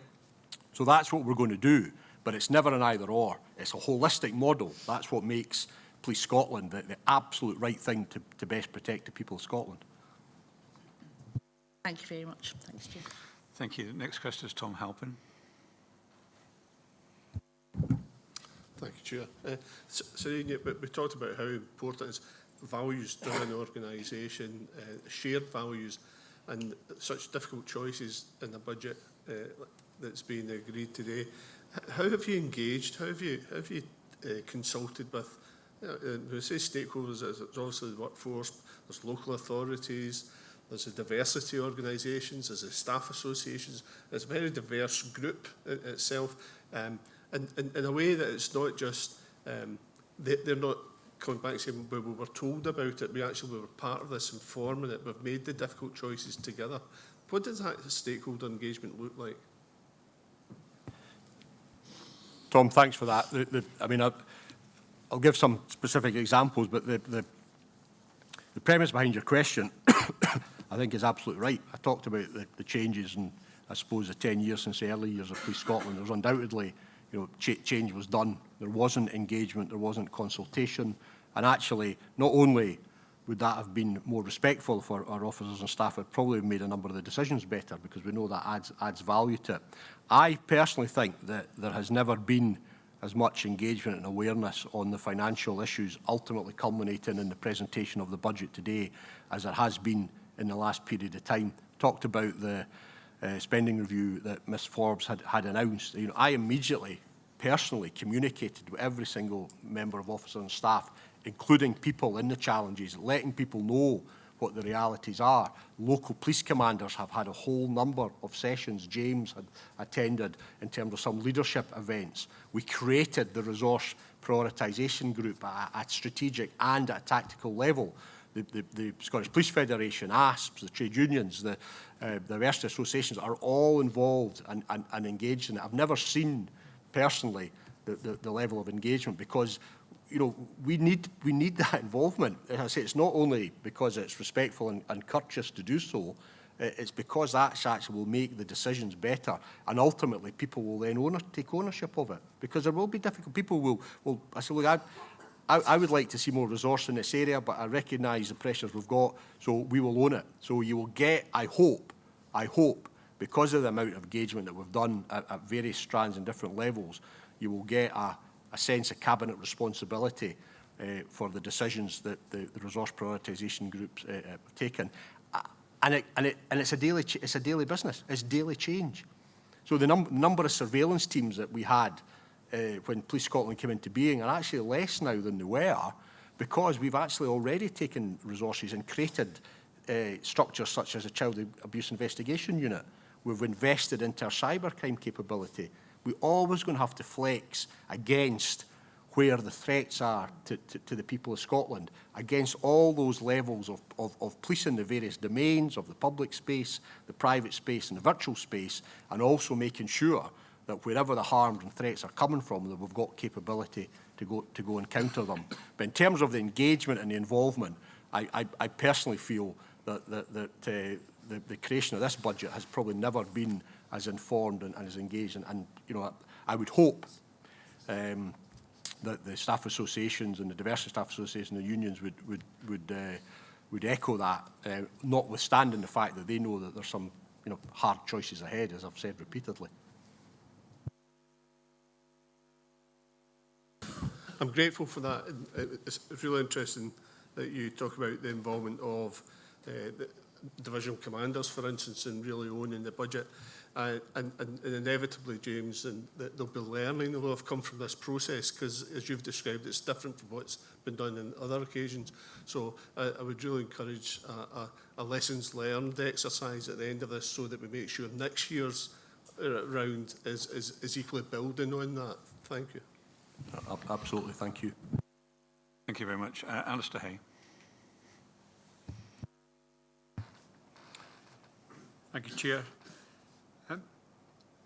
We've covered a lot of ground already in today's discussions, and I really take your point on this is almost a secondary stage for Police Scotland, because you've tried to generate all the economies of scale and scope that merging 8 services into one has created, and in doing that, significant savings, 200 million a year, did you say, have already been made, delivered through reductions in headcount, asset and contract rationalisation, streamlining processes, and shared services already, but more to go in that area.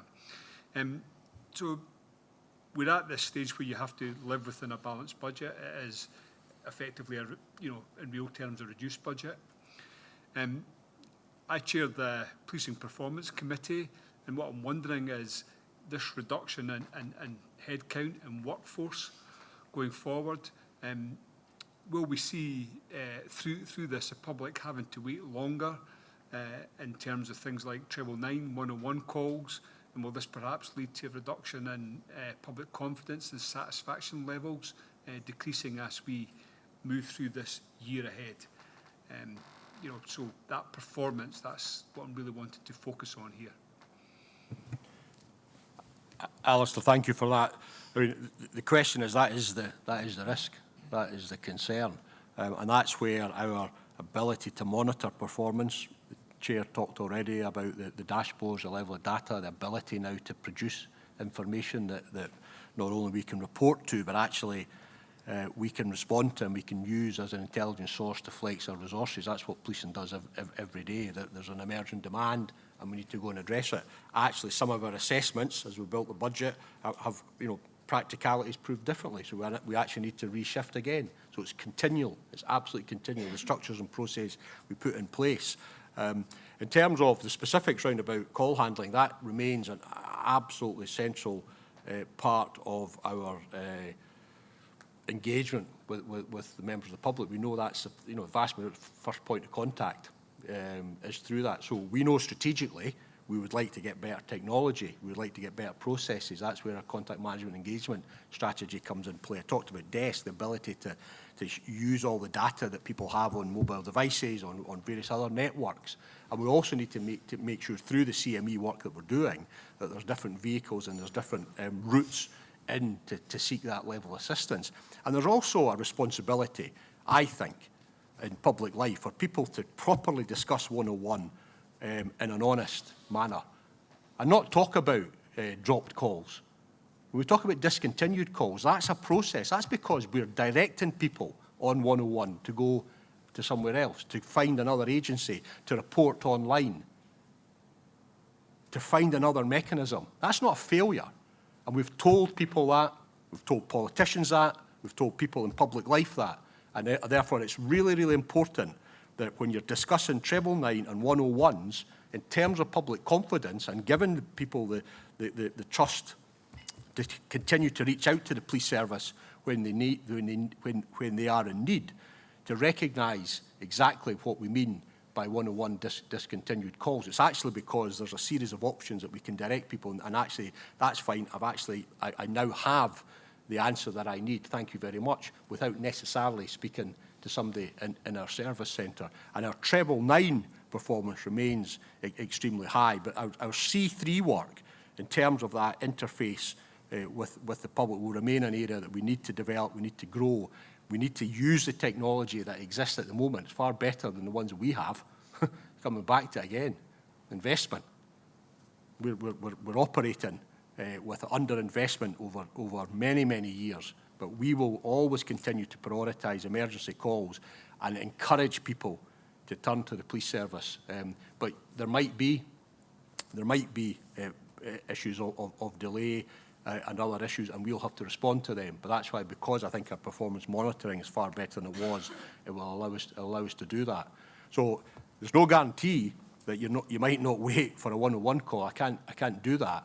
But what I can guarantee is that a response to emergencies will remain at a very high level, and we will continue to develop our contact management approach with investment in technology and, where required, resources to make sure people get the help that they need. And I always still encourage people to turn to the police service when they need. That's an indication of the trust and confidence that they have, that if people are unsure what to do, they will phone their police service because they know that the Police Scotland will help them. Thank you very much. Katharina Casper. Thank you very much, Chair. Chief Constable, undoubtedly the largest proportion of the budget is on police officers and staff, and that is quite rightly so. But a police service also needs physical assets to operate efficiently and effectively. So I just was wondering, what is the impact of this budget on the police estate and fleet, and what's the impact in turn on the delivery of the service? Well, I think a number of years ago I described the capital investment in Police Scotland as derisory for the size of our organisation. I still think it's inadequate for what we need to do. I hear concerns about the quality of the estate. Nobody has more concerns than I do. It's what we inherited. Police Scotland's the answer to these challenges. We didn't create these. It's because of the underinvestment over many, many years, inappropriate buildings and structures, some vanity projects created for buildings across the country that we know strategically we don't need, an ageing estate that hadn't been maintained. offices and locations that probably should have been closed down years ago because of lack of awareness, but they weren't, those challenges weren't taken on in terms of the engagement because of local political pressure. Well, Police Scotland's had to take them on out of necessity. Our fleet work is, I think, phenomenal. I would pay credit to David, James and Fleet Services. You know, we've got the highest percentage of electric vehicles in the public sector. I think in the UK, we're moving towards a more mobile, localised model. You know, rather than having, you know, the vehicles coming in, if you like, our engineers or technicians will go out to service the cars. You know, excuse the references to commercial organisations, but, you know, less of a quick fit model and more of an AA model, so that the delivery is done and the vehicles are maintained. There's less vehicles being taken off the road. So we're working extremely hard. We've got intentions on our estate. We've moved. You know, I hear about the numbers of offices we've closed. We probably should have closed more in terms of the actual utility and use of them. That doesn't mean there's no police service in the community. It means that we need to use our estate far, far better in terms of co-location, and we need to use our fleet far, far better. But what David and his team, what the operational officers are doing on a day-to-day basis to make the best vis-a-vis the estate and the fleet, I think deserves recognition. But the actual amount of investment for an organisation of our size and our criticality remains short of what we need. Thank you. Thank you. Sorry, Alistair, I cut you off as you were wanting to follow up your question with the Chief Constable. My apologies. Can you come in now? No problem. No apology necessary, Chair. Yeah, I really appreciate your responses to my initial question, Sir Ian. I recognise that going forward, what Police Scotland has to do is have the ability to breathe in and breathe out in different areas as, you know, demand presents itself. That increased flexibility is required in the organisation. But when I read through the report, your choice in terms of addressing the budgetary challenges is to have that breathing in and breathing out approach. It's not to cut services. You're maintaining all the services. Could you just highlight what your thinking was in terms of not choosing a cutting approach and choosing this breathing in and breathing out approach? Thanks, Alistair. It's because of that holistic responsibility towards safety and security that I talked about earlier. You know, that we will not, you know, what are you going to stop doing? We're not going to stop doing any police work. Police work is multifaceted, it is diverse, it's crucial and central to community well-being and public safety, and ultimately to economic capability within the country as well, to create that environment. But our challenge will be to make best use of the resources we've got. So I talked about surveillance earlier. You know, we inherited far many surveillance teams. Were they pitched at the right level, against the right targets, against the right threat? No, they weren't. Very often it was a matter of, well, actually, it was quite convenient for the police officers. It suited them to carry out that surveillance, and they would go out and take some action. It had an effect. The challenge was that the most effective use of resources against other demands and other threats? And we've reshaped that already. We've reshaped it, as I said earlier. That doesn't mean we don't have surveillance capability. We can use technical capability. We can use physical surveillance when required. And we can make sure that intrusive and necessary policing technique is properly directed against the right level of criminal and the right level of conduct. Then at a community level, we're not going to step away from community-based, school-based campus officers, campus cops as is colloquially known, because we feel the value and utility of it. Schooling, local government, communities see that. That's where prevention and protection can be driven. But we might actually have to say to a particular officer, you know, you're no longer dedicated to one high school. I now ask you to cover 2 or 3.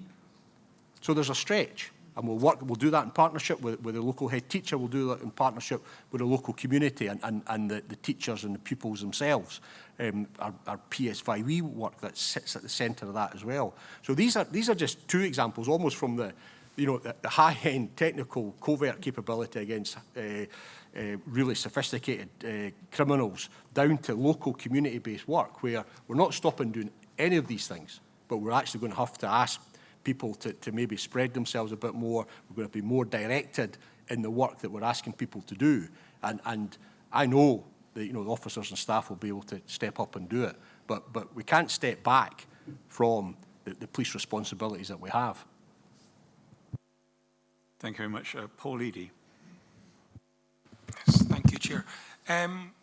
Chief Constable, you touched on body-worn video and the complexity of its rollout, and that the rate-determining step isn't necessarily purchasing the kit, for want of a better description.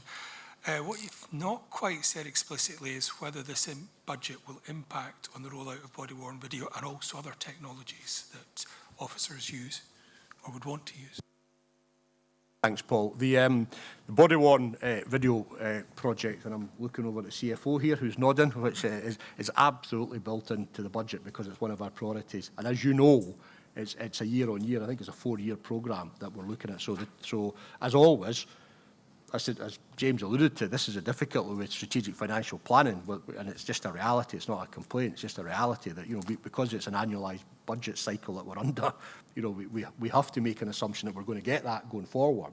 But body-worn is a key plank of it, and it's certainly built into the 23-24 in terms of the capital spend, but also the revenue implications I was touching upon earlier. In terms of the second part of your question, yes, it will have an impact on our investment in technology. It comes back to my response to Katerina on estates and fleet, that actually there has been an underinvestment in our technical capability over many years. Notwithstanding that, you know, the Police Service of Scotland and the officers and staff and the specialist capability and change and other disciplines have actually made real progress. So if you look at our core operating systems approach that we have now, we're on the verge, and I'm nervous to put any dates, but it will hopefully be to end towards this calendar year, where we'll have the introduction of a single crime system across the whole of Scotland. Now, those of us who have been involved in policing for over 30 years and many decades will know that that's almost been a holy grail. Now, it sounds almost a sort of obvious thing. I can't imagine that we never had that over the years. But there was inconsistency in how crime was recorded, how it was then reported, how you could mine the data, how could you report on that in terms of community confidence, but also how you could use it internally for resource deployment, where actually that's going to happen.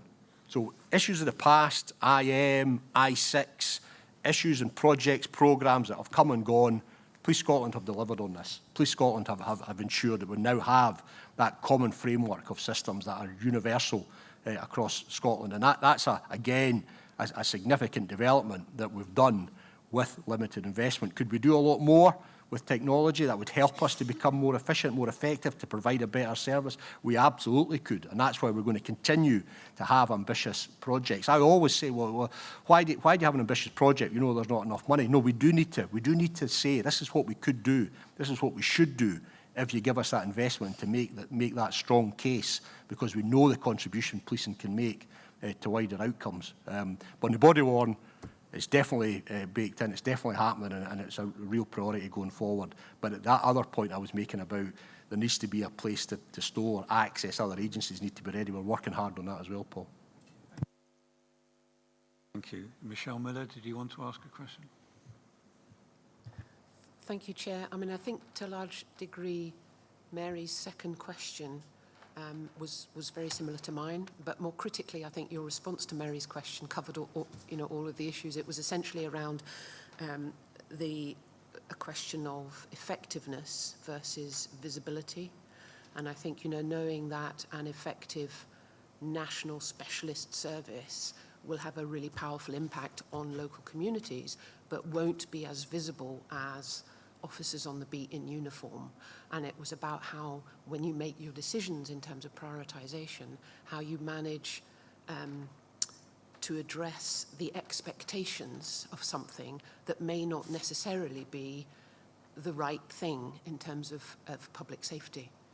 So it was very, very similar to Mary's question, but I do think you've covered it, unless you have anything else you wanted to add. Thank you. Thanks, Michelle. The only other thing I would say about visibility, I think the visibility of justice goes an awful long way for public confidence as well. So, the murder of Brenda Page in Aberdeen, we worked at the university in the late 70s. I was a student in Aberdeen in the 80s, and people had that level of awareness. It sat within that community in that city for many, many years, within the university community as well. So that visibility is also the physical presence of police officers. I actually personally, and again, if I'm speaking really candidly, undoubtedly when we attend local scrutiny panels and we get some feedback from elected politicians, they do ask us about, Bobby's on the beat, visibility of officers. It is central. That community-based model is there. My own view, I think the public are more sophisticated than that. I actually think the public do know that the protection that we bring to them is not only based on how many officers they've seen in their local area. That phrase that I've used consistently, and you don't protect the people of St Andrews simply by policing St Andrews. You need to have community-based visibility there. But the threats to St Andrews are a denial of service attack upon the university from a foreign crime group. It's a threat against some of the high-tariff hotels or shops that are there from a crime group from Liverpool or London that are coming in to seek to make to carry out an armed robbery or some other high-level crime. So our challenge is to continue to provide that reassurance, that community-based model, as well as having those capabilities, so that we provide that whole network of protection. And I just reiterate again, it's not an either-or. The whole thing is an integrated model. And again, it's a constant challenge to get it, to refine it and work hard. And data will inform it, science will inform it, but also judgment and issues around about equality and diversity that I've said earlier about policing a country as large as Scotland. Thank you. I want to leave time to discuss the budget implication for forensic services and for the SPA corporate. So I'm going to ask 3 more questions, if I can ask the questioners, to keep the questions fairly short. I got Caroline Stewart. Thanks, Chair. And thank you, Chief Constable. Both you and James have eloquently outlined this morning how the budget will affect officers and staff going forward. In order for the service to be able to plan its people resources efficiently, I suppose going forward, a strategic workforce plan and people strategy are absolutely essential to being able to do that. So I'm just wondering if you could tell us what work's going on in both of those and when we're likely to see the output. Thank you. Thanks, Caroline. There's an enormous amount of work being done in both in terms of our review of our strategic workforce plan and our people strategy. Without seeking to embarrass her at the moment, but Katie Miller starting as a director of P&D, highly respected professional in the private sector and the public sector, latterly at City of Edinburgh, and now coming into the Police Service of Scotland. Katie is going to be leading that work, working with through the DCO and into myself to make sure that our strategy, which involves everything from training, from well-being, from support, as well as the resource profile, officer, staff, everything that would sit in a strategic workforce plan. So it's a very, very active area of work at the moment, both these areas. Thank you, Caroline. Could I just follow up with a quick supplementary? And it's on something I've raised before, and I just wonder in that context of that people development strategy, are we thinking about the roles of special constables, in a more resource-constrained environment, whether that's an option going forward? Thank you.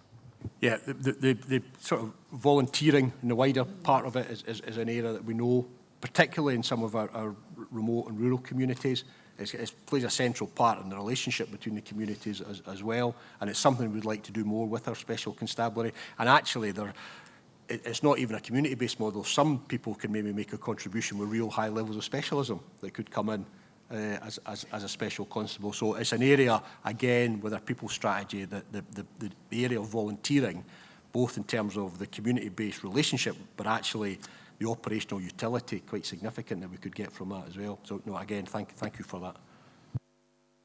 Thank you, and we do look forward to that renewed people strategy linked to the strategic workforce plan as soon as possible again in the new financial year. It's critical. Katrina Stewart. Thank you, Chair.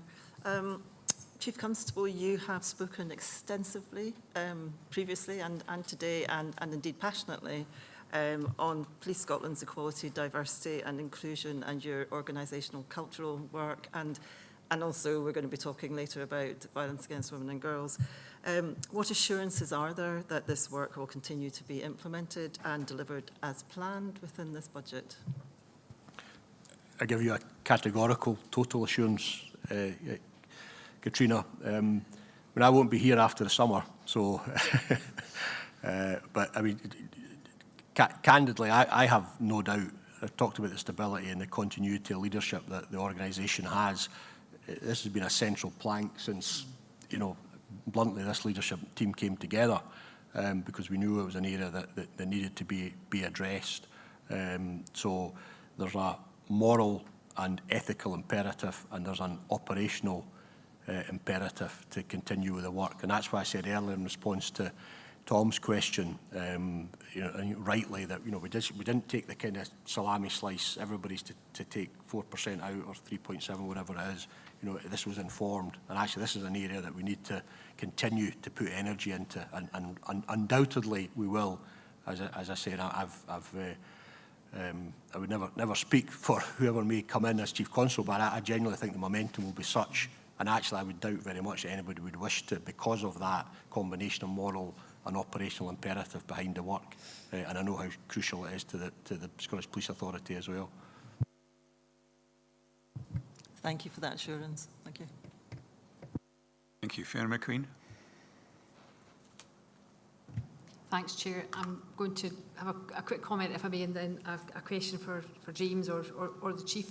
I think following up from what Alistair and Caroline had said about the strategic workforce plan and about the dialling up and dialling down, I look forward to seeing that work so that we can make sure the workload of individual officers and staff is manageable, stretching but fulfilling, and look forward to seeing that work going forwards. My question is about pay, and James, you talked about having budgeted kept contained within the budget and allowing sort of an estimation for pay award for this year. Public sector pay was announced by government yesterday, and I wondered if you had any further reflections on that since that announcement. Very, very briefly, and I will maybe just ask the CFO to say a little bit more.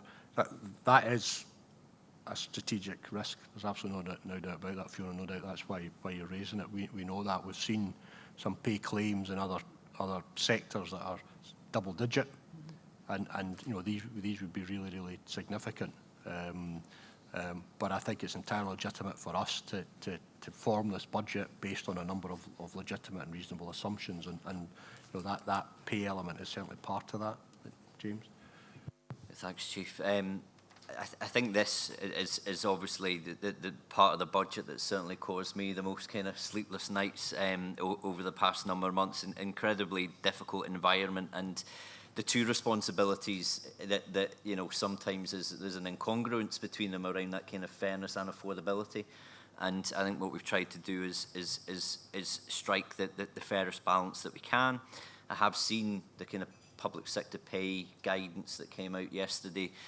I don't think anything that we've done is inconsistent with that. I think further work will need to be done. We're speaking to the new Director of P&D, Katie, about this earlier on this morning. I know she's going to be looking at that. But again, as the Chief says, it's an assumption. It's not, you know, it's a position based on balancing out a whole number of factors in the budget, and it's where, you know, it's where we've been able to land. So it's, you know, a kind of our what we think is a reasonable position to take. But obviously, the next number of months, I don't think any of us really know what's going to happen, depending on where, you know, pay goes in 23-24.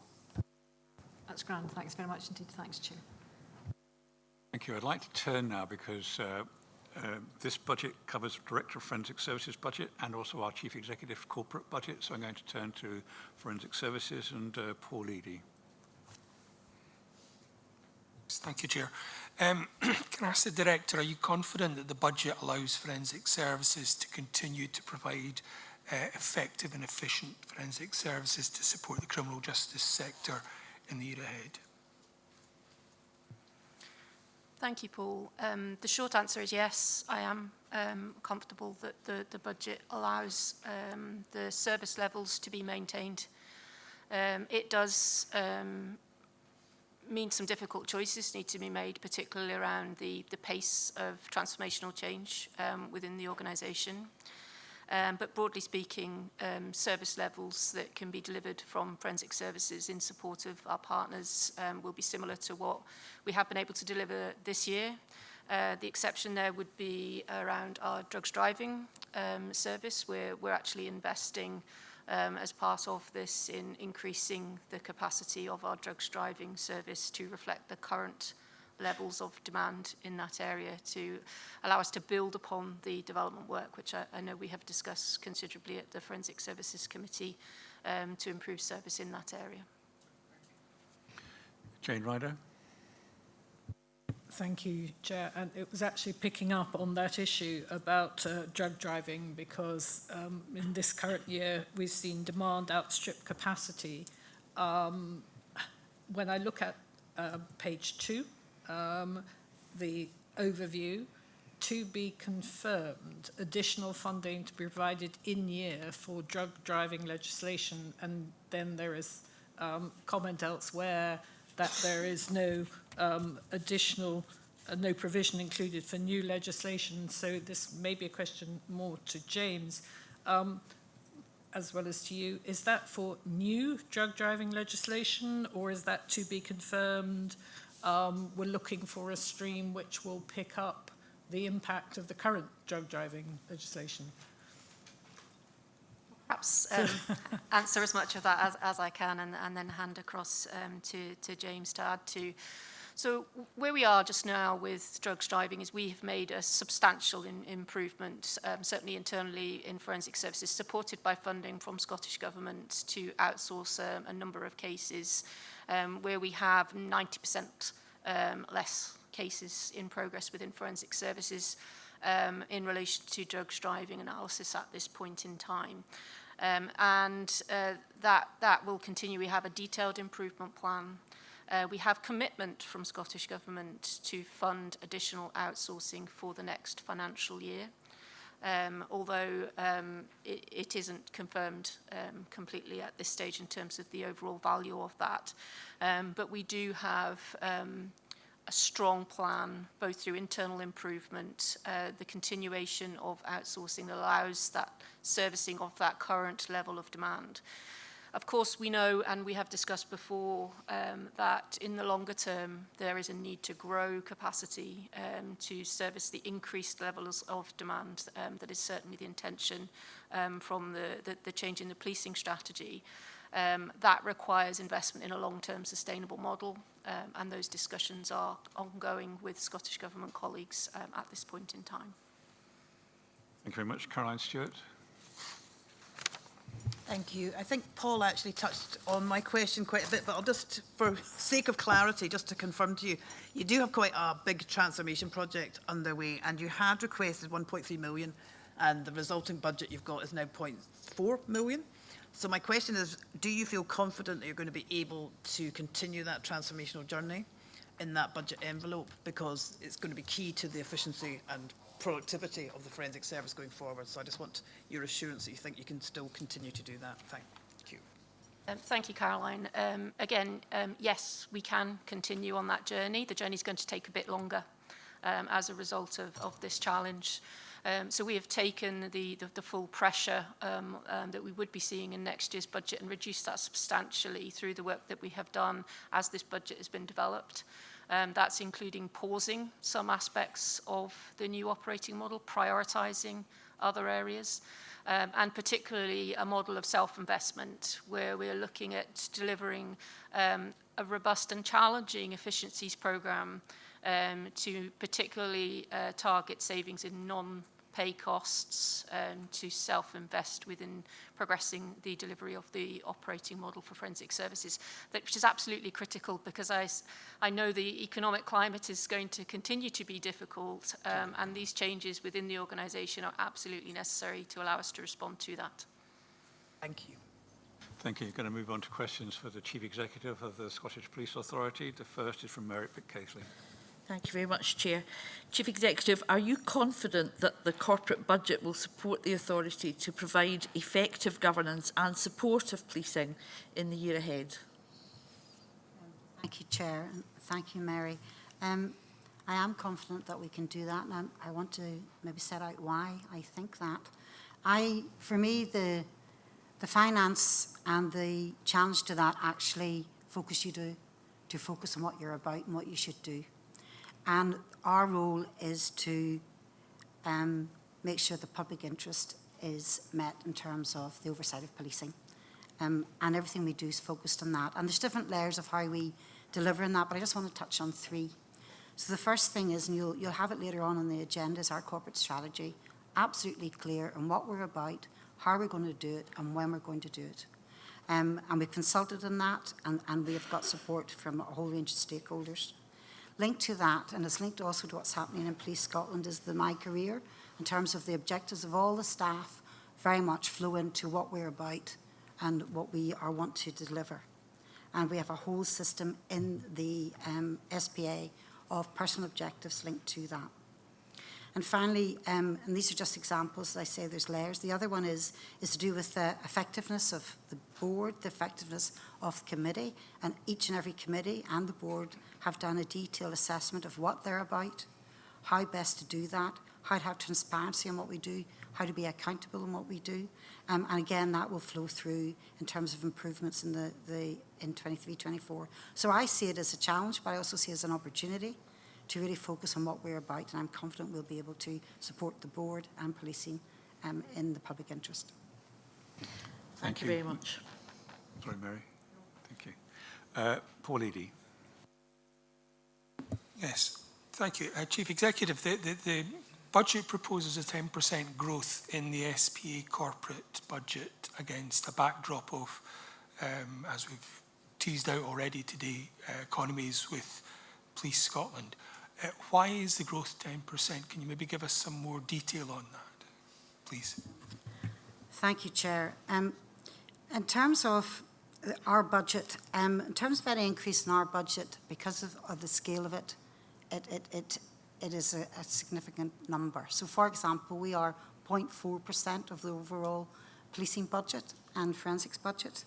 In terms of this, I will confirm that we have no increase in staff numbers. In fact, we have had a staff recruitment freeze in place since last May. When I saw the indicative figures for the flat cash, I immediately put in place a recruitment freeze within the SPA.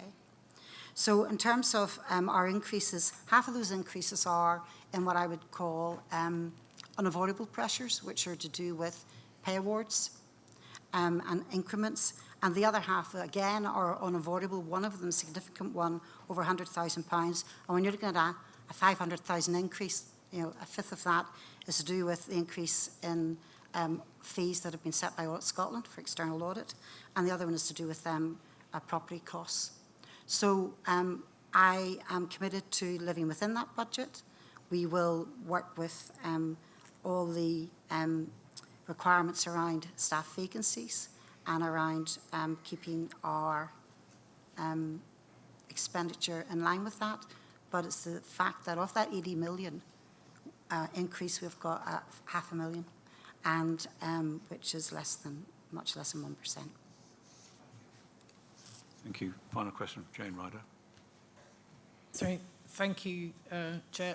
Just on, it links to our corporate strategy later on. There's a long-standing commitment to move the ICBS from paper to digitised model, and the improvement plan is explicit in the corporate strategy.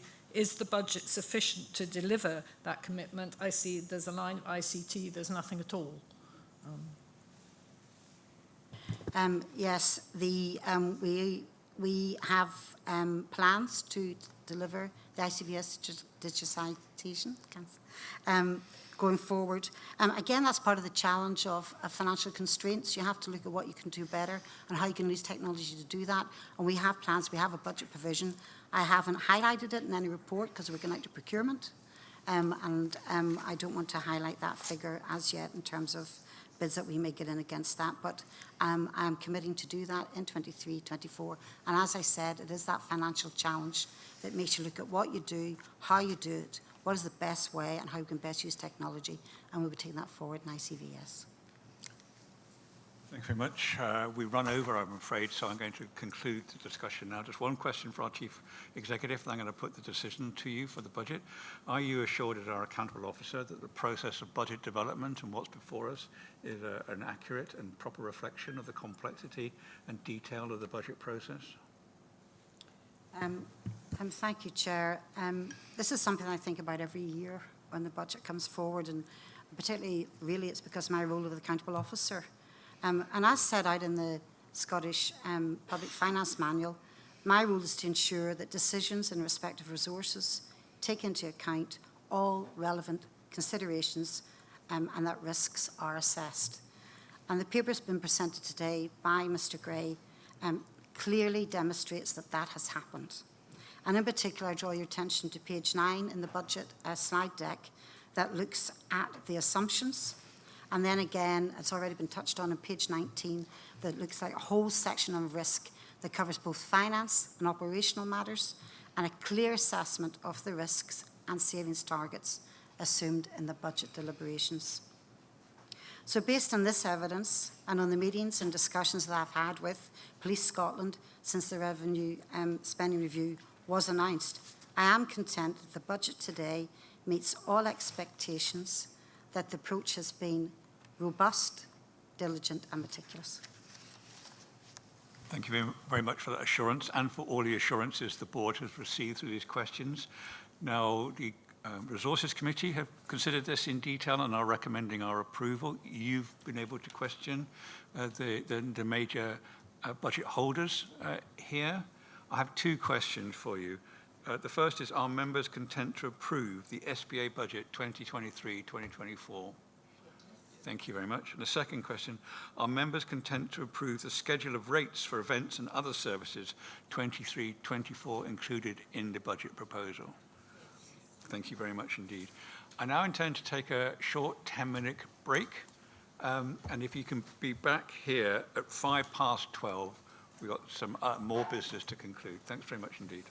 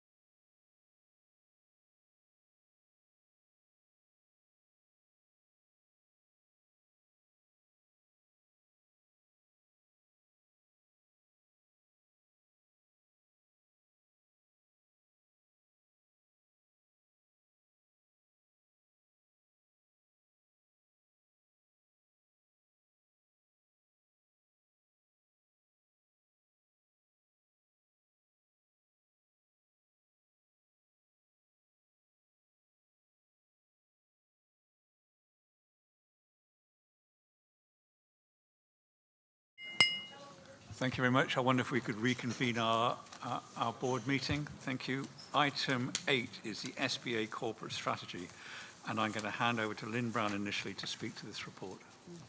Thank you, Chair. Yes, this is our corporate strategy 23-26, and I mentioned it in a reply to a question from Mayor Keithley, and we were discussing the budget, absolutely fundamental to focusing on what we do in delivering for the SPA.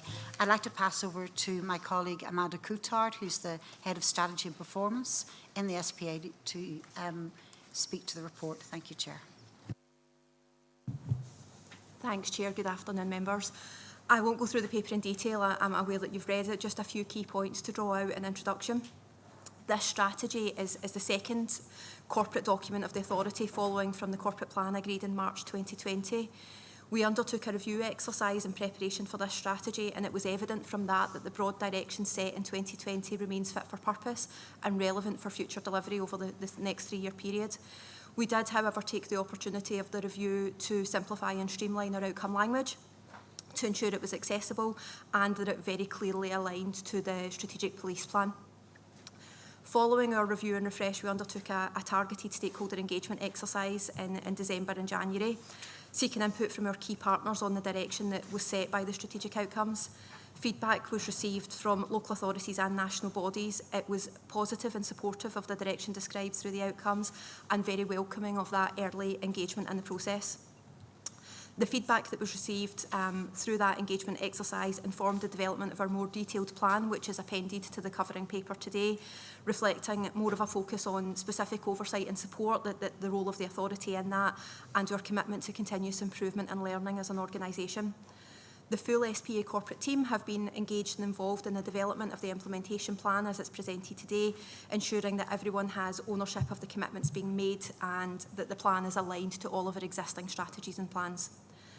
We undertook a final public engagement exercise to seek views on the high-level outcomes and commitments described in the strategy, and responses received again from individuals and organisations were broadly positive, highlighting areas where respondents felt more focus should be placed, such as describing how oversight is delivered.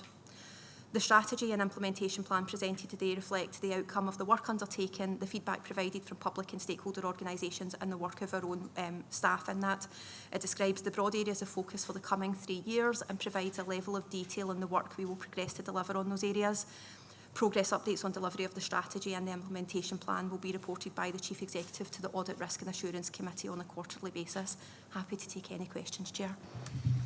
Thank you very much, Amanda. And this has been through a number of processes and through discussion at board seminars beforehand, before it went out to consultation. Thank you for their update.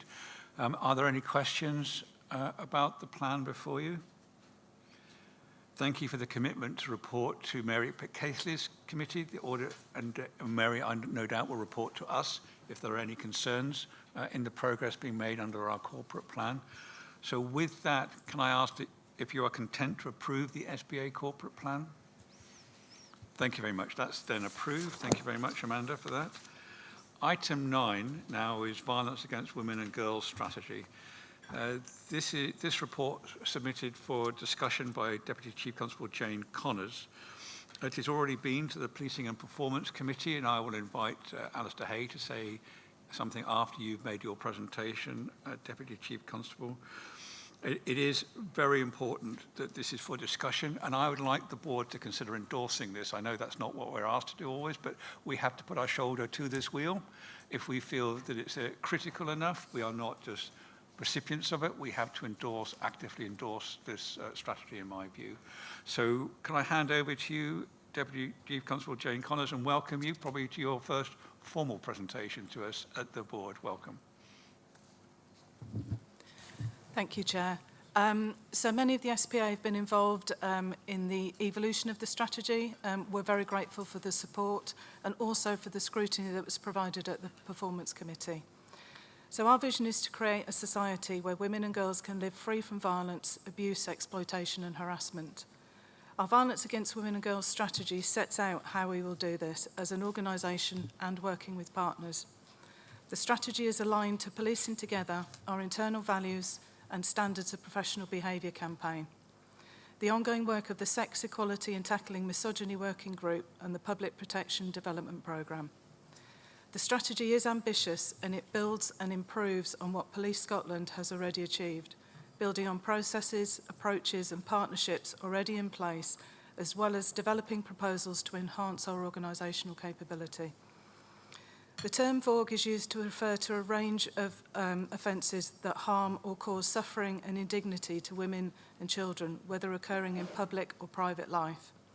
It covers a range of unacceptable and deeply distressing crimes, including rape and other sexual crimes, stalking, domestic abuse, and many others. We are not seeking to exclude men. We condemn all forms of violence and abuse, but we recognise that particular forms of violence are disproportionately experienced by women and girls and require a strong strategic focus. I'd just like to spend a moment, if it's okay, to talk about the engagement that was undertaken. The content of the strategy and implementation plan represents significant and unprecedented levels of engagement with the public, women and girls, partner agencies, experts, key stakeholders nationally and locally, academic challenge sessions, and particularly with survivors. I wanted to thank everyone who took part in the different engagement sessions, but especially thank the survivors who have experienced or witnessed violence for their bravery and willingness to share their journeys and their interactions with police. It helped us to identify user needs, barriers to reporting, and establish what women and girls need from Police Scotland. All of the different voices have helped shape and develop the strategy. We have had positive feedback, especially on the levels of engagement, but also the fact that those involved can actually see their feedback reflected in the final strategy. We will continue to regularly engage and work with our partners, and specifically the Strategic Engagement Forum and survivors, to ensure that all women and girls feel listened to and supported. I think that's a really key, that ongoing engagement is a really key part. As the Chief Constable mentioned earlier, there have been numerous successes as well. This is very much an ongoing piece of work. Video recording interviews, already mentioned the digital evidence sharing capability, already mentioned the Body Worn Video programme, improved rates of domestic abuse convictions, also trauma-informed training for staff as well as domestic abuse matters training, so making sure that our staff are able to respond to victims and respond appropriately at the very first point. The Sexism, Misogyny and Policing Together programmes, Public Protection Development programmes and Policing in a Digital World are all transformation programmes that will support and underpin this strategy to ensure that we can keep moving forwards with the things in the implementation plan, and strong partnership at a local and national level. So the strategy itself is supported by a detailed implementation plan. It has 4 strategic outcomes. Outcome 1, supporting women and girls. Key within this outcome is to develop our processes so the best outcome possible is achieved to women and girls through victim-centred, trauma-informed means and practices. Understanding intersectionality and ensuring individuals who experience violence have access to the right services from policing and signposted if needs be to specialist support services is really key. The second outcome is preventing harm and securing justice. We're going to strengthen our approach to perpetrators, identify and disrupt offenders quickly and effectively, utilise all legal tools and work with our partners to tackle dangerous and serial offenders. We're going to build strong investigations and increase prosecution rates.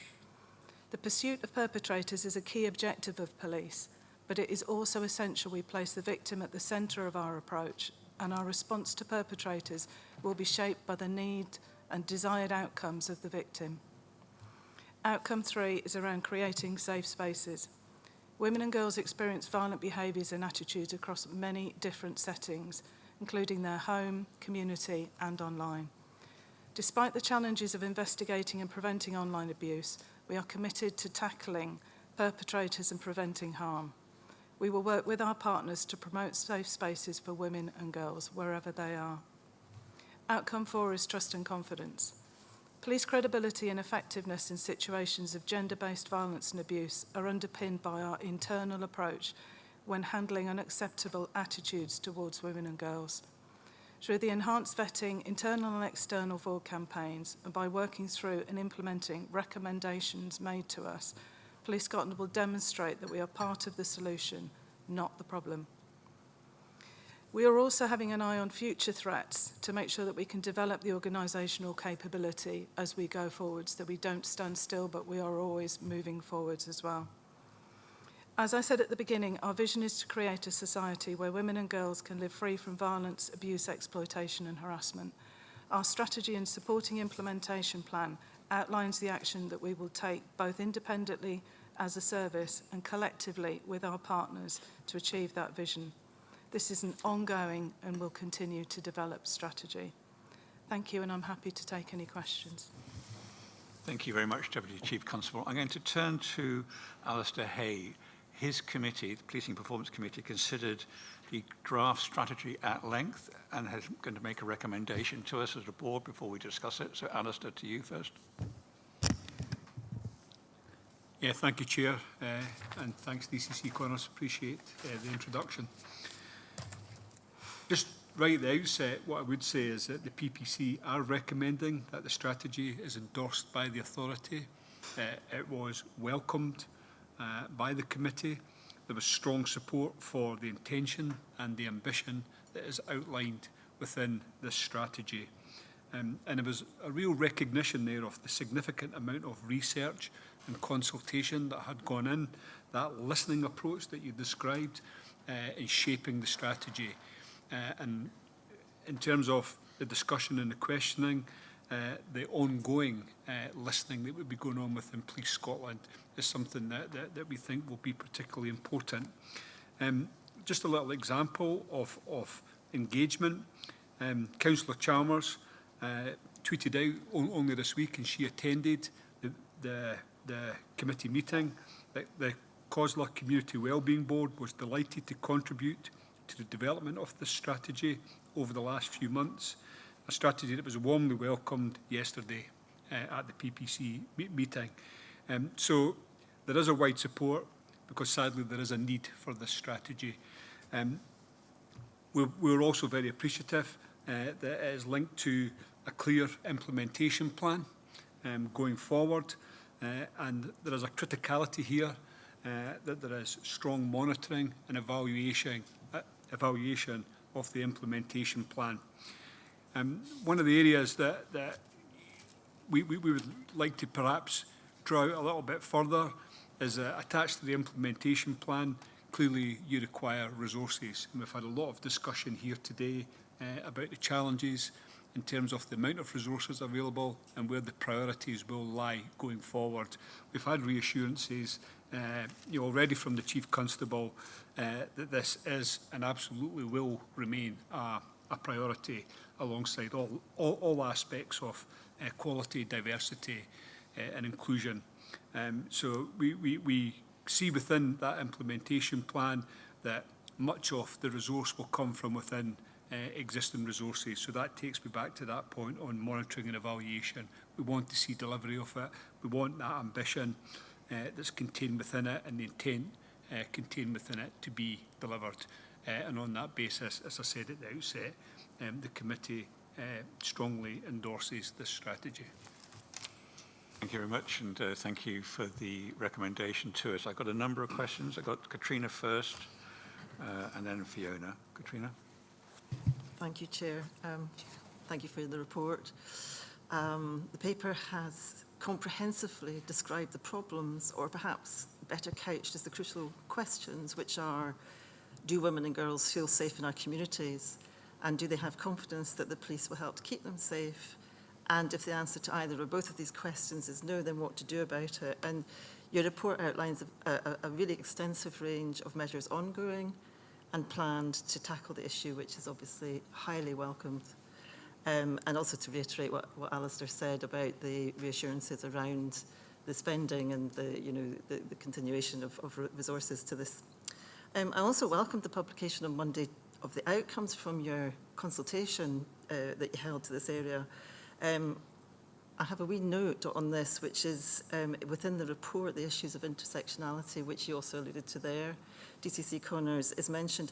I was a wee bit surprised, to be honest, that it's not more clearly articulated within the report really what that means, and because a lot of people won't necessarily understand the term. So, that it wasn't more clearly articulated what it means in terms of, for example, LGBT plus communities, the ethnicity, neurodiversity, other disabilities.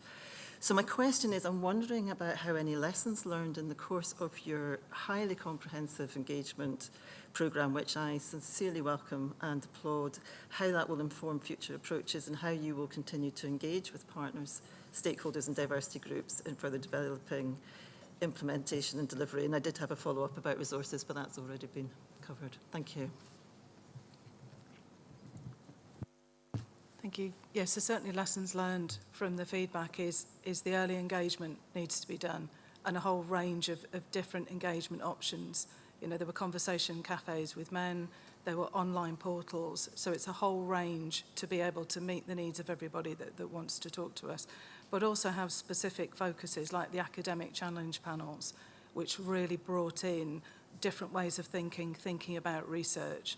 So having all of the different voices and all of the different groups was really able to challenge thinking and challenge policing thinking and look at it much broader in the round. So certainly as part of that engagement going forwards, those processes will continue. Certainly the Strategic Engagement Forum, which has been set up and has been ongoing for a while, is established, and that is definitely something that will continue, and we will look to use them and take their advice. But being able to have that rolling programme of different voices coming in will make sure, and particularly with survivors, making sure that we are always listening, and therefore we can evolve and adapt our processes as well. Thank you very, very much for that. I suppose part of my question was around, you know, really clearly articulating where the intersectionalities might arise. And, you know, in my experience, it's actually important to spell these things out because seldom heard voices are seldom heard. So if their voices are not amplified and clearly identified, then they still get left behind sometimes. Yeah, absolutely, and you're absolutely right. So, you know, intersectionality, what it actually means is, for example, if somebody is an asylum seeker, they may not engage with police because they would feel that actually it will cause them issues in the immigration space. They may be BAME and therefore have lower trust in police. So people who are experiencing any kind of violence against women or girls, domestic abuse, it's a horrific situation to be in. But when you add some of these complexities, it might be a disability, difficulties communicating, all of those mean that some of those groups in particular are even less likely to get the help than they actually need. So yeah, I understand intersectionality is a word we use, but that's actually what it means underneath, and that's why it's so important. And that's why data capture and having that process so that we can feed all of that in, so we can understand that process and being able to have those voices involved as well. Absolutely. Thank you. Thank you very much. I got Fiona and then Jane Ryder. Fiona. Thanks, Chair. Thanks very much for your overview of this. This is going to, I'm thinking about trust and confidence, this is going to need a huge whole system approach to be developed or built on the work that's already there. And I wonder if you could say a bit more about that, but also how will we know that we've managed to make progress in this area? So you're absolutely right. It is a whole system approach, certainly you know, across the whole of the organisation. And the Chief Constable alluded to earlier the sexism and misogyny work that has been led by DCC Graham, the Policing Together with DCC Taylor. It's our ability to be able to bring all of that together, to be able to have the oversight through the boards that we have internally for governance without getting in the way or duplicating or complicating processes so that you actually slow work down. So that's something that has been looked at internally to make sure that we're capturing the work and it's able to be moved forward.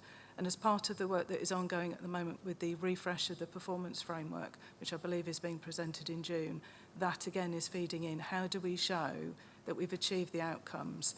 You know, some of the measures in terms of investigations and other outcomes, they're a lot simpler than how do victims feel. So that whole piece of work, again, is part of the refresh framework.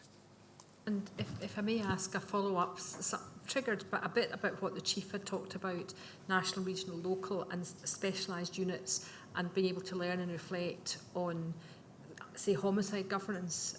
I'd be interested to hear a bit about what your thoughts are about specialist versus local delivery, and also will victims always be supported by officers, or who every member of staff and officer who they come into contact, will they have been trained in a trauma-informed approach?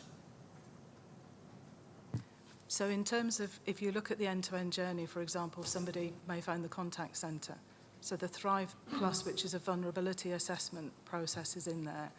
Being able to roll out, which we're going to do, trauma-informed training. And trauma-informed, again, is a word. What it actually means is, how do you engage with a victim? How do you talk to them? How do you understand and establish what their needs are? And then how do you make sure that that's transmitted so that survivor or victim is able to then have that process as it moves forward? So trauma-informed, again, is a word, but it's very specific around how it's actually done in terms of engagement.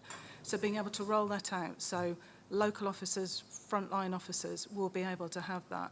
And you have the specialist units such as public protection who have domestic abuse matters training. So it is being able to get that end-to-end process so it goes through.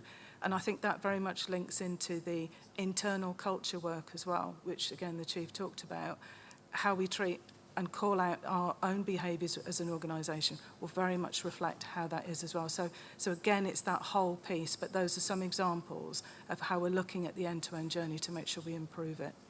And that's lovely. Thank you very much indeed. Thank you, Chair. Thank you. I have Jane Ryder, then Michelle Miller. Jane. Thank you.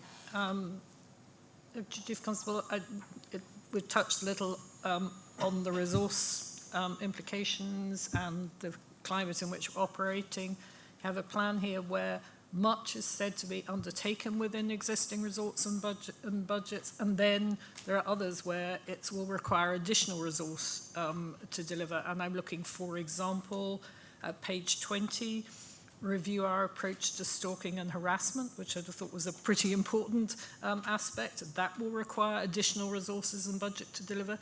So I wonder if you can speak to the degree of confidence and assurance you have in respect of the resources which will be available to deliver this. Yes, absolutely. So looking at the Public Protection Development Programme and the Policing Together in the Digital World, which are part of the overarching around the capabilities, you know, those programmes and the finance that are being looked at that. There are many things that we would like to do, but in terms of stalking and harassment, having a centralised position would be ideal. But we have expertise on the local divisions. We have expertise within the public protection units. So stalking and harassment does have a focus, and we are able to develop that. But yes, we would like investment in certain areas, if it's possible as we go forward, to be able to do some of the things over and above as well. But that will come down to the discussions that have already played out earlier today. I respect that, and I can completely understand that, but in terms of a confidence of delivery of an implementation plan, that's some way from assurance and confidence as yet, I would suggest. It is, and the implementation plan says we'd like to scope, so it doesn't, and that's why it's worded in that way. We have really good structures around stalking and harassment, but we are aware that we would like to do better. That's why we'd like to scope that, and as part of that comes in the discussions around the resource and the finance budgets, but we need to make sure that we have a really good level of service, but are things that we would like to do as well that are up for discussion. I think it comes back to the point that Alistair made about seeing the evaluation and seeing how this rolls out, which I look forward to. But I mean, I warmly welcome the work that's been done. It's just I look forward. I welcome the assurance. Show us the evidence. Very much, Michelle. Thank you, Chair, and thank you very much for this work. I'm very happy to endorse it. I think it makes a very powerful statement of commitment, you know, anchored in the values that we would all want to see. So I very much welcome it. I suppose where my kind of more detailed questions are around the implementation plan, because that's the kind of nitty-gritty of it, really. And as far as it goes, I think the implementation plan is fine, but it seems to me that there's some bits missing. And that's around baseline. Where are we now in terms of people both being safe and feeling safe? So all of the things that we're trying to achieve, you know, what is our baseline? Where are we starting from? Where do we want to get to over what time scale?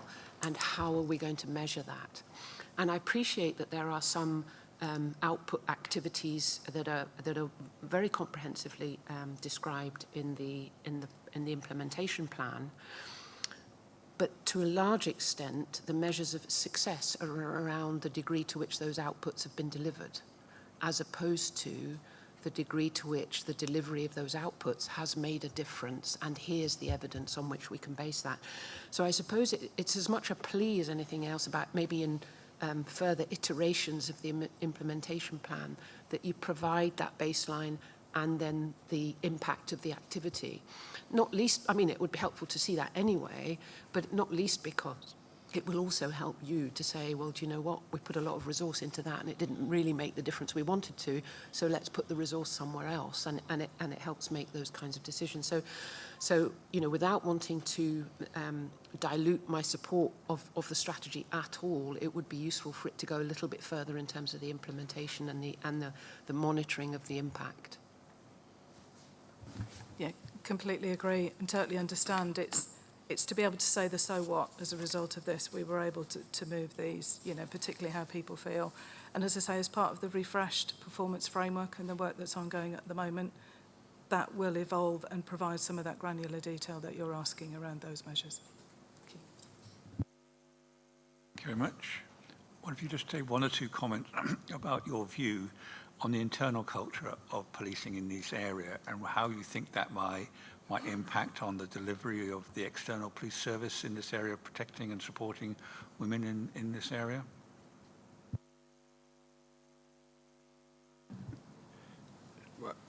Well, I think I was very clear earlier on, Chair, if I may say, about how interconnected these are, and that's why I think, as DCC Connors outlined, the Violence Against Women strategy, the anti-misogyny work that Malcolm's leading under the umbrella of the Policing Together is one will inform the other, and one will drive the other as well, and we certainly see it as being fundamentally integrated. And again, you know, the scrutiny from the authority, the feedback, the comments, observations are all things that we will take on board, because I think this is such an area of critical public interest that, you know, as I said earlier to Katrina, I think there's a moral and ethical imperative for us to improve in this area.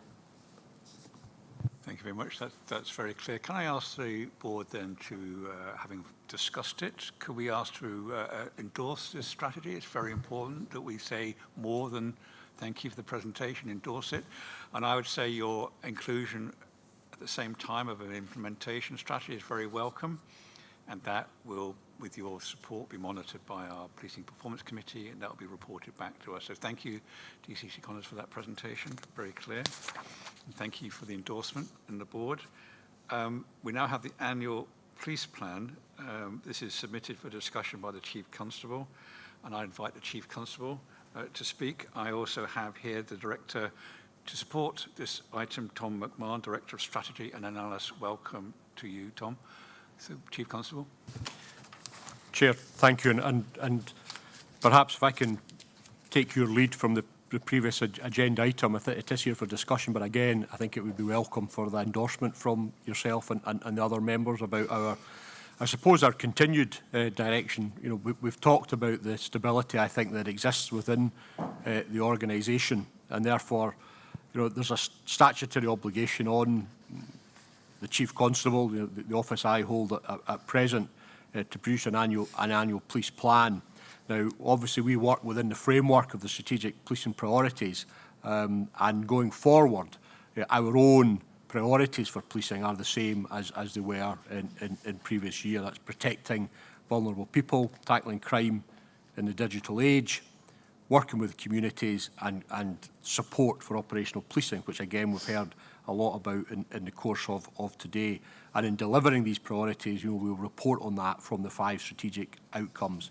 So members should be familiar with our priorities, our outcomes. Again, as Dep Connors just alluded to there, the refresh of the performance framework will accompany this and will complement the annual police plan, as will indeed the local police plans, which will be implemented in all of our local policing divisions, again with the support. They will be tailored to local needs and profile, but they will be consistent with our national police plan that I present today. And again, I'm really grateful for the work of Tom and his team in the production of this work. A little bit like, in my view, the feedback and the discussions we've had about the budget setting process, although the challenges are enormous, the actual process that between Police Scotland and the Scottish Police Authority that we now have in place to develop the budget, far more sophisticated,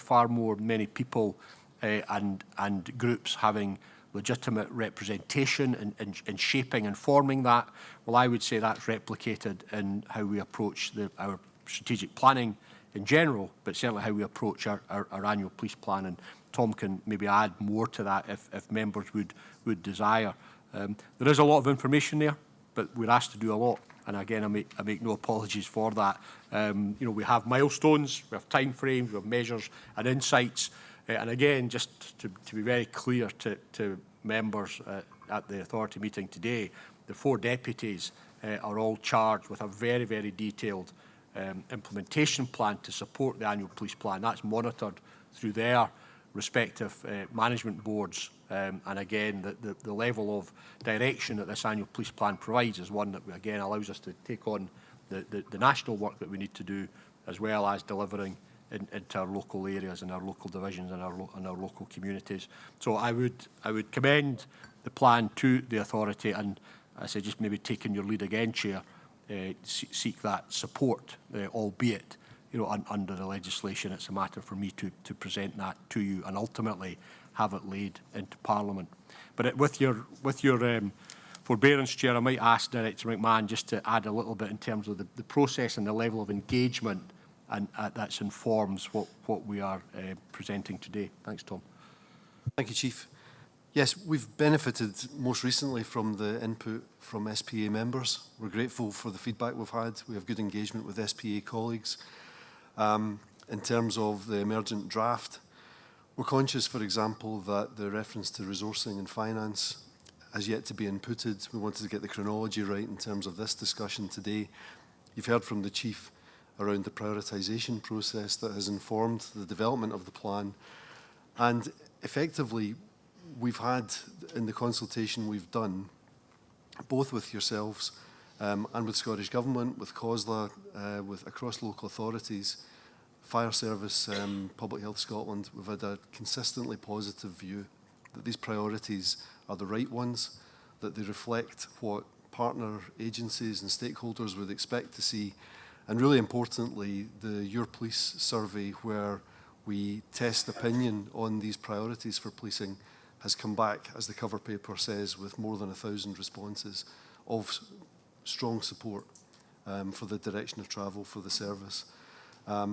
So we have work to do on the performance framework, and that's been touched on, and it was really helpful feedback to have that in the session that we had earlier in the month. And I'm looking forward to bringing that forward and to continuing to work with your officers as we develop that. So thank you. Thank you very much. Before I bring in Alistair Hay, whose committee have looked at this in far more detail, it is to reinforce that point that this doesn't come as a surprise to the authority. This is a joint endeavour, although it's the Chief Constable's plan, that is quite clear. But we have been asked to be engaged positively with it, and I think that's a very good thing for the authority's staff and our own committees to be going through this in detail, because it's a critical path of the implementation of your programme of policing Scotland over this next year. And it is ambitious, and that's absolutely right. It probably does asks your officers to do more than may be possible to do, and that's a matter for you to actually make those difficult decisions. But I wouldn't like it to be less ambitious than it is. I think it's a great compliment to you and your team that you feel you can put forward a wide-ranging annual police plan. Now, I'm going to ask Alistair to give a little summary, a summary of his committee's work and guide us about your advice to us and recommendation to us. Thank you, Chair. Again, from the outset, I would say that the committee would recommend that the plan is endorsed by the authority. We welcome very much the approach that Tom has just described and the way that it was developed. a phrase I've used earlier today, there's a real listening to stakeholders, and that is clear in terms of the way that that is presented within the plan. The plan is ambitious, and it also, as you would expect in any plan, gives a comprehensive amount of detail in terms of what will be delivered. And of course, what will be delivered has to be set within the big context of the amount of resource that is available, the way the organisation will breathe in and out this year, and how priorities will emerge, and things that are priorities may recede slightly into the background.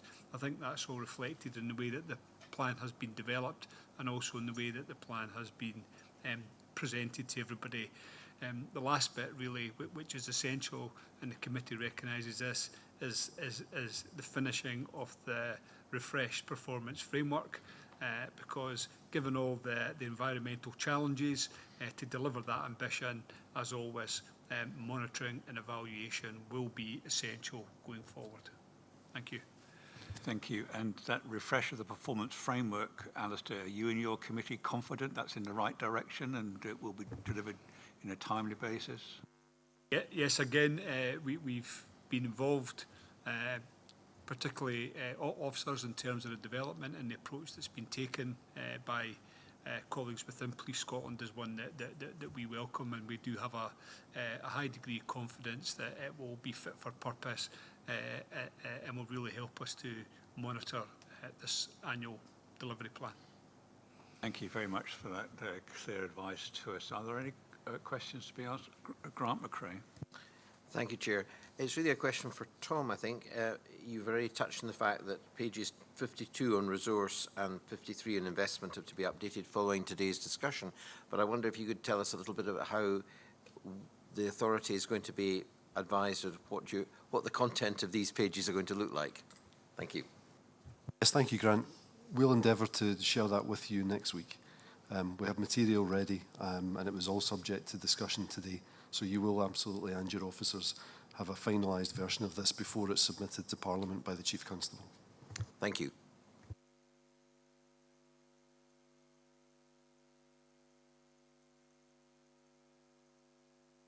So, thank you very much for your annual police plan. An important part of the year. Important for the next year. Important for the board to understand your ambitions and your priorities for 2023-24. I've said before, delivery is the kind of key watchword for next year. We've got strategy and an implementation on violence against women and girls, but delivery of policing, absolutely critical. I think that phrase about breathing in and breathing out, not stopping doing things, but doing things as and when, is a really clear guidance from Alistair and his committee. So with that, I would like to ask the board to endorse this. It is the Chief Constable's annual plan, make that quite clear, but we should be saying we're fully behind the Chief Constable's plan for the year. Can we agree that? That's unanimously agreed. That concludes our business in the public sector. I wonder if we could return in 40 minutes. That's, well, you can tell me when that is. That's about 20 past 1, I think. So if we can conclude now and return